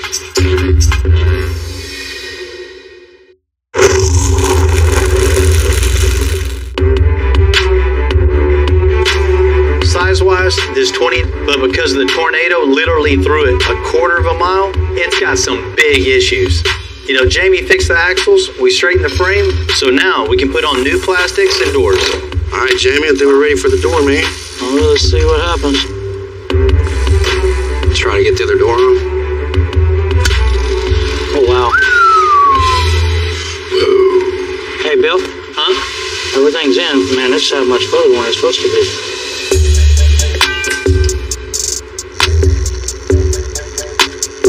It's 34 and 3/8 to the center of that hole. That one ain't in the same shape. That's 32 and 1/8.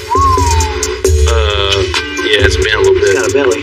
Typical job, you thought was cut and dry. Okay, this is bent. Let's fix it. Done.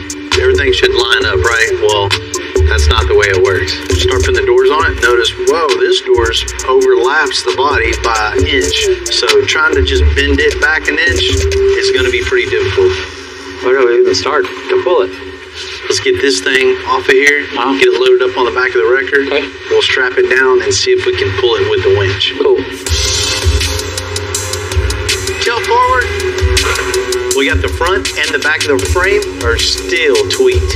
So we're going to use the wrecker and the winch to stretch the body, all while keeping the integrity of the frame. It's the only tool I can think of. We can pull at multiple points at one time and still hold everything from the back and strap it down to the wrecker. So we'll see what happens. Here, come do this real quick. Let me look at it. Okay. Ready? I'll tell you when to stop. Just as easy as you possibly can. All right. Okay, do it again. All right. Cut off. All right. You know, the wrecker and the winch definitely done its job. Door's got plenty of room now. We definitely tweaked it, moved it forward. You know, the next thing is getting everything back nice and level so it all lines up. And everything will be on the money.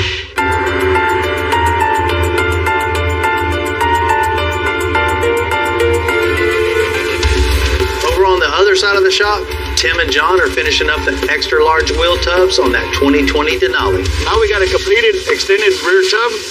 Now I can get this placed in the bed, clamped with a straight edge across the top, get it tacked in place. That fits nicely. I like it. Place. Now we can weld these things fully and get ready to move on to capping these edges and putting the bed back on the truck. We have the tubs made here. Now we need to make the filler go down to here. Something to keep the dirt out of there, the mud, the water coming out all the way. This will really just enclose the wheels and just add strength and structure to the tub. So we're going to tack it. When we come back and grind it, it'll all look like one piece, like it wasn't made out of three pieces. This whole tub will look like a one piece you just set in here. Because the Denali needs to look like a show truck and perform like a work truck, we need to build a massive set of control arms to keep all that weight going straight down the road. Building control arms for a bigger truck, you want to have a stronger arm than your typical square body or regular half-ton pickup truck.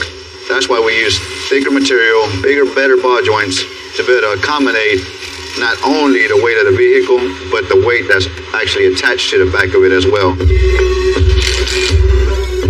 Let's go ahead and throw the wheel on, just to make sure when it pushes out, we're not hitting here. We clear everything.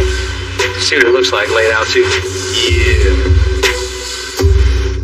The top of this bar is going to rip. That represents our suspension being bottomed out completely, which in turn means the truck laid out all the way on the floor. Man, you think it looks good in there? You got to see it from out here. It ate up half that wheel, put it all the way in there. It looks good. It looks real good. Does it look as good as me?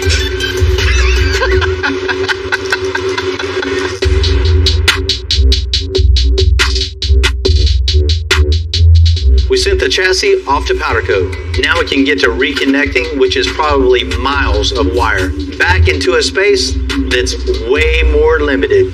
So when we first got started with this truck, I was hooking all of this, that was easy. Very easy. But going back and putting it all in, laying all the harnesses out, that's really, really not fun. Oh, you didn't just bring more wiring over here. I was starting to feel good until I seen you walk over with that. Was that heavy? A little bit. Now I know why this is a 1-ton. Needed a 1-ton just to hold up all the harness. Yeah. You got this, buddy.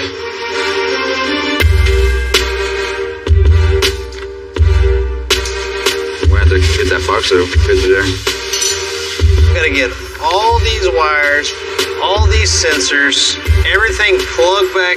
Almost everything works on a loop, where if this isn't connected, half the truck on that side won't work. If something's not connected, a little sensor in the back, this might not work, that might not work. So everything has to be plugged in. This is factory, so the computer doesn't throw any codes or act like there's a problem anywhere.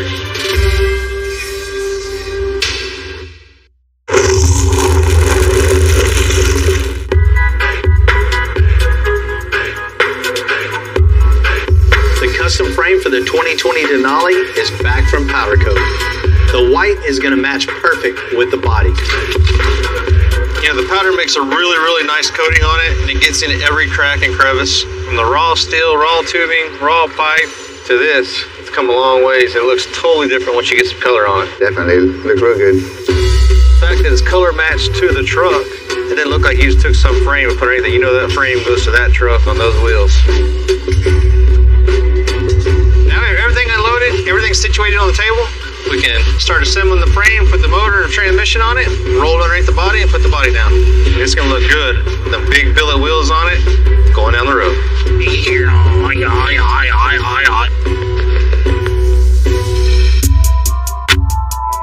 Tornado damage on the 2019 Polaris. Now Jamie and I are going to build a custom cage from scratch. You know, the tornado definitely threw this thing for many loops, but you know, we got this thing back where it needs to be. The next step is building the cage. So once the cage is built, tied into the framework of the little side-by-side, everything is going to be super strong and not bend or give. And it's going to hold everything perfectly level and straight. So what I'm going to do first is just start bending some pipe up, get the angles right, and kind of step back and look at it, see what feels right, and just keep building upon that. Send it over here. Jump to the forward, please.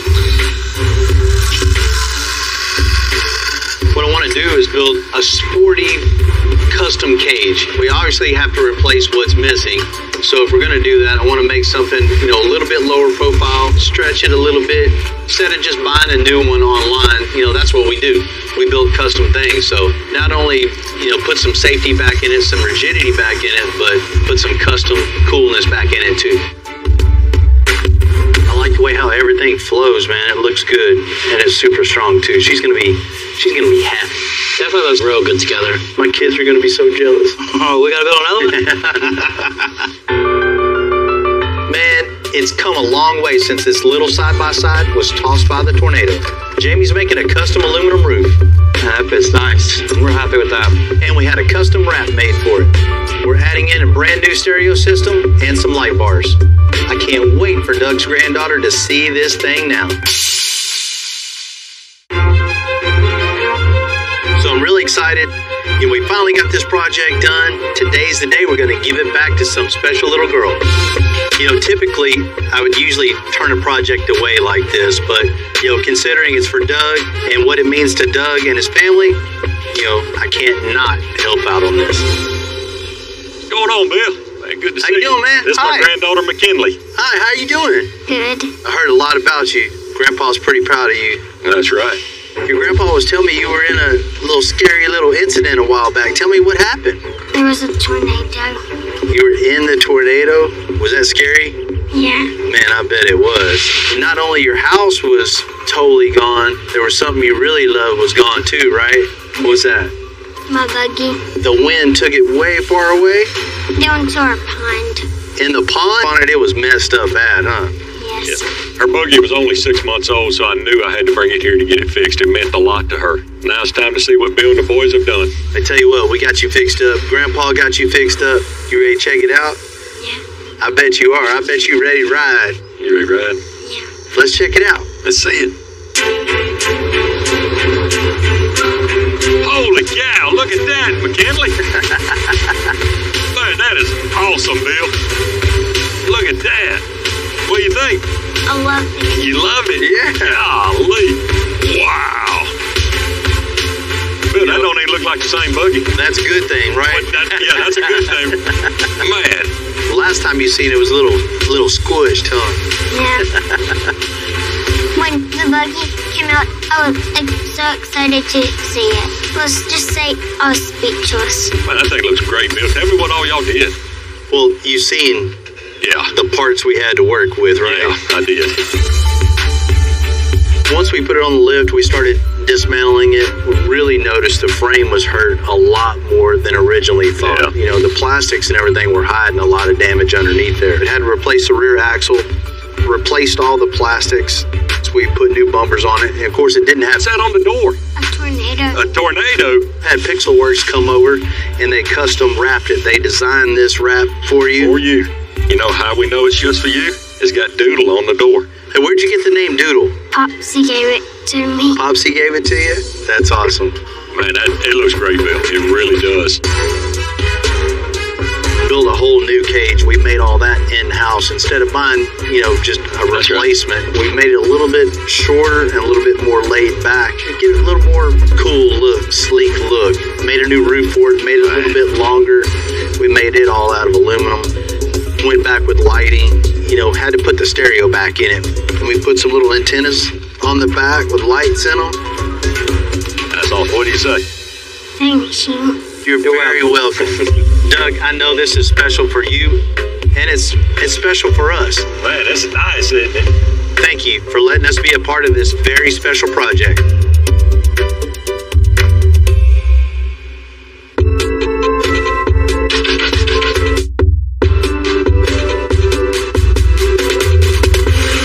Over on the other side of the shop, the guys are making good progress on the rolling chassis. And now it's the moment of truth. 4 links to the axle, hook the airbags up, and then we'll be able to run all the brake lines, the brake calipers, put the front wheels on, we can air it up and roll it out. But we have to put all the wiring on there, all the modules, the DEF, all that's going back on. So the whole thing will be hooked back up like it was factory. Now it's just the tedious part of just putting it all back together.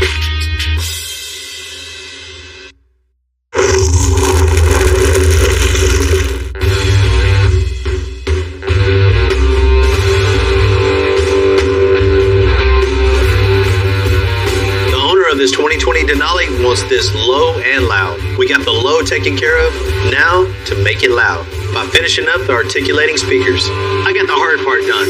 I got the lifting part that's going to lift the speakers over the bed. The next step to all this is making it motorized. So I'm going to put an actuator on the back to lift this up. But I'm going to try to do it with just one actuator and trying to make it lift evenly. That's another little trick too. So once that's all set up, put 12 volts to it, it should lift these speakers right up over the bed. Looks pretty dang close. The whole object of this whole bracketry is pushing a button and having the speakers come out of the bed. Just whole overall project, right? What I'm going to do is cut out a piece of 2x2 square tubing to make a bracket for the lower part of the actuator. Affix it to the whole bracket, push a button, and it lifts up. We got all our little pieces cut. We got everything mocked up. Next step is putting some power to it and see if this actually works.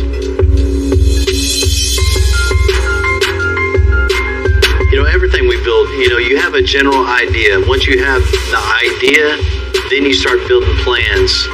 The main thing is just having the creativity of having the idea. That's a huge hurdle. Once you have that, it's just using your skills, using your tools, and just making it happen. Pretty cool.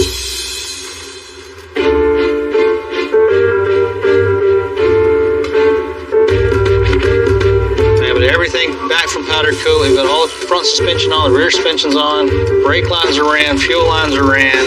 We're at the exciting point now. We can finally marry this cab to this chassis. It's like you do everything, and here's the keys to the new house. Now you can move in.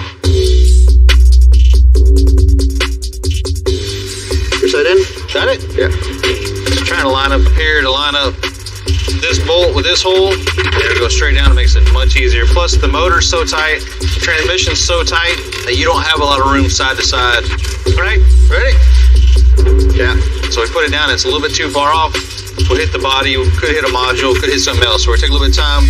Line this up. Drop the whole thing down, and everything should clear. How's the radiator look? We're getting close. Watch your fingers. We married the cab to the chassis. We're about to do the bed to the chassis. All right, we gotta watch this bar when we set this down. We can't scratch it. Down, down, down, down, down, down, down. Go forward, down. All right. Thank you. Good job, guys. And now you can see the bed on the truck. You see all the notch coming through that's gonna hold the gooseneck. All that white shining through the black bed liner just stands out and pops really nice. Now we got about 40% of the wiring done. This thing got so much electrical going on. It's about a full day of work just messing with wiring. This is the main fuse box to the whole vehicle. If this ain't hooked up correctly, it needs to be sent. I should only go on one way.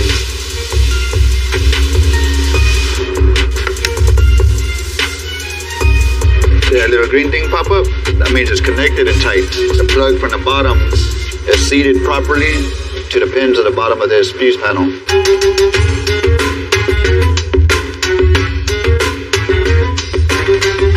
Man, we're at the final stages of getting this truck off the lift and on the ground. Seems like we've been doing wiring for 4 days now. I'm so sick of seeing wires. Most of them are plugged in. Only a few left that are really giving me a hard time. There is just a ton of wiring and connectors that gotta get crammed in the areas and tied down. Oh man, so much stuff. On big builds like this, it's super satisfying to see it all come together at the end. 28-inch wheels, speakers attached to articulating arms in the bed. We're ready to show this to the world. I don't know about you guys, but I've been here 7 years now. I've been here 7 years also. Oh yeah, for sure have, huh? This year will be 12 years. That's 12 too many. You know, it's like anything, when you start here, you know, Bill has his own way of doing it, and then you start seeing a new helper show up. He starts doing it some other way, and you're like, maybe the way Bill's gonna want it. Yeah, so you gotta pass it on. Everything will roll along a lot smoother doing it the way we've done it. It's definitely easier, you know, that we work together so much that we already know how this other person works. Now I know what you're gonna do, I know how you're gonna do it, and I can pick up right where y'all left off. We just practically became mind readers. We know what each other's yeah. We know what each other's doing and how to continue. Pretty sure I spend more time here than home. Yeah, pretty much. I can guarantee I've opened that gate and shut that gate more than Bill himself. You're right about that.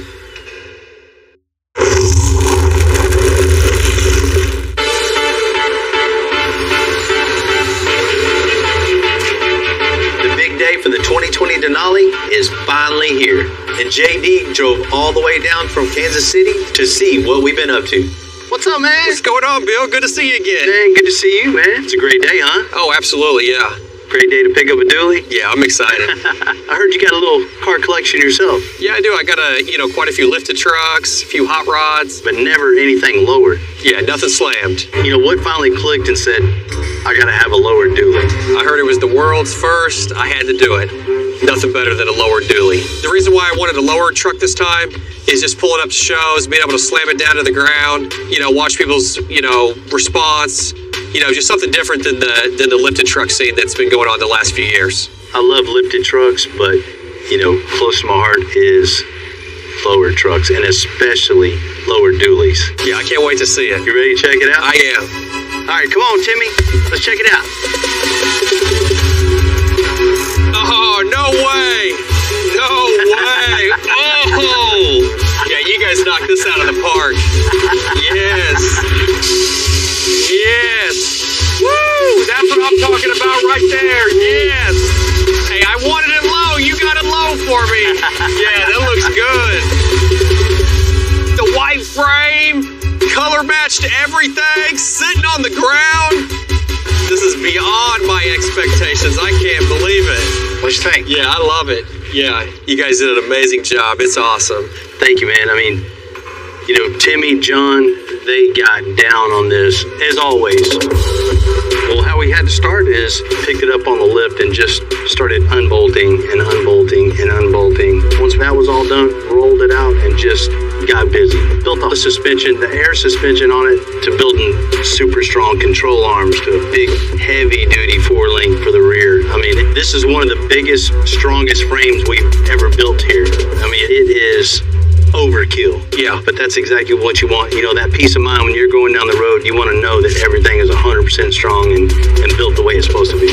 Yeah, you guys did it. So it's absolutely amazing what these guys can do. Can take a brand new 2020 truck, take the old frame out and build a frame from scratch. I mean, I'm just absolutely blown away. JD, what do you think about those wheels? Yeah, I love them. A 28-inch dually wheel on something that low, it just makes a huge, huge statement. Yeah, the polish looks great on them. engraved the Richland Motorsports in it. Perfect fit too. Finish it all off, you see everything's been color matched. Got rid of all the black plastic. We smoothed all that out, painted it body color. You know, it just makes this truck look classy. Yeah, it does. It's not too much chrome, not too much white. It just all flows together. Let's check out under the hood. Yeah, let's check it out. Oh yeah, that looks good. I can't believe that you guys took all this out and got it back in. Right. And still made it look factory. Yeah, that's amazing. Man, it was hard enough getting the motor up to the cowl, much less. Yeah, I got the tubs in here, color match everything. I mean, it looks great. I appreciate that. You think this is cool. I really got something to show you in the back. Yeah, let's check it out. I'm excited to see it. Oh yeah. God, that is crazy. You can see everything. Right? Got the gooseneck in here. That is amazing. That isn't just something that just bolts into the bed. That is all made directly to the frame. It's artwork made into the framework itself. Yeah, this should be able to pull anything that I need to pull. Absolutely. Those huge airbags on there, just pick this big truck right off the ground with whatever weight you got on it. Yeah, that's crazy. I wasn't expecting that. Yeah. You wanted some speakers in the back. Yeah, I see that you guys added some speakers in here. Show me the other part? Yeah, Timmy hit it. You know, down here in the bed's cool. It's going to make, you know, a lot of noise, but check this out. Oh, yeah. Yeah, that's awesome. Yeah, look at that. Yeah. Just one more thing. People are just going to go, what? Yeah, I wasn't expecting that. Not only, you know, the look of the truck is going to draw people, when they hear this sound, it's just going to project for a mile away. Yeah, that's awesome how it's got the actuator to bring it right up. I mean, you guys knocked it out of the park. This is a dream come true right here. Hey, you know what? Maybe next SEMA, I can find something a little bit harder for you guys. JD, you threw us a tall order, but as you can see, we came through, and I can't wait for the world to see it at SEMA.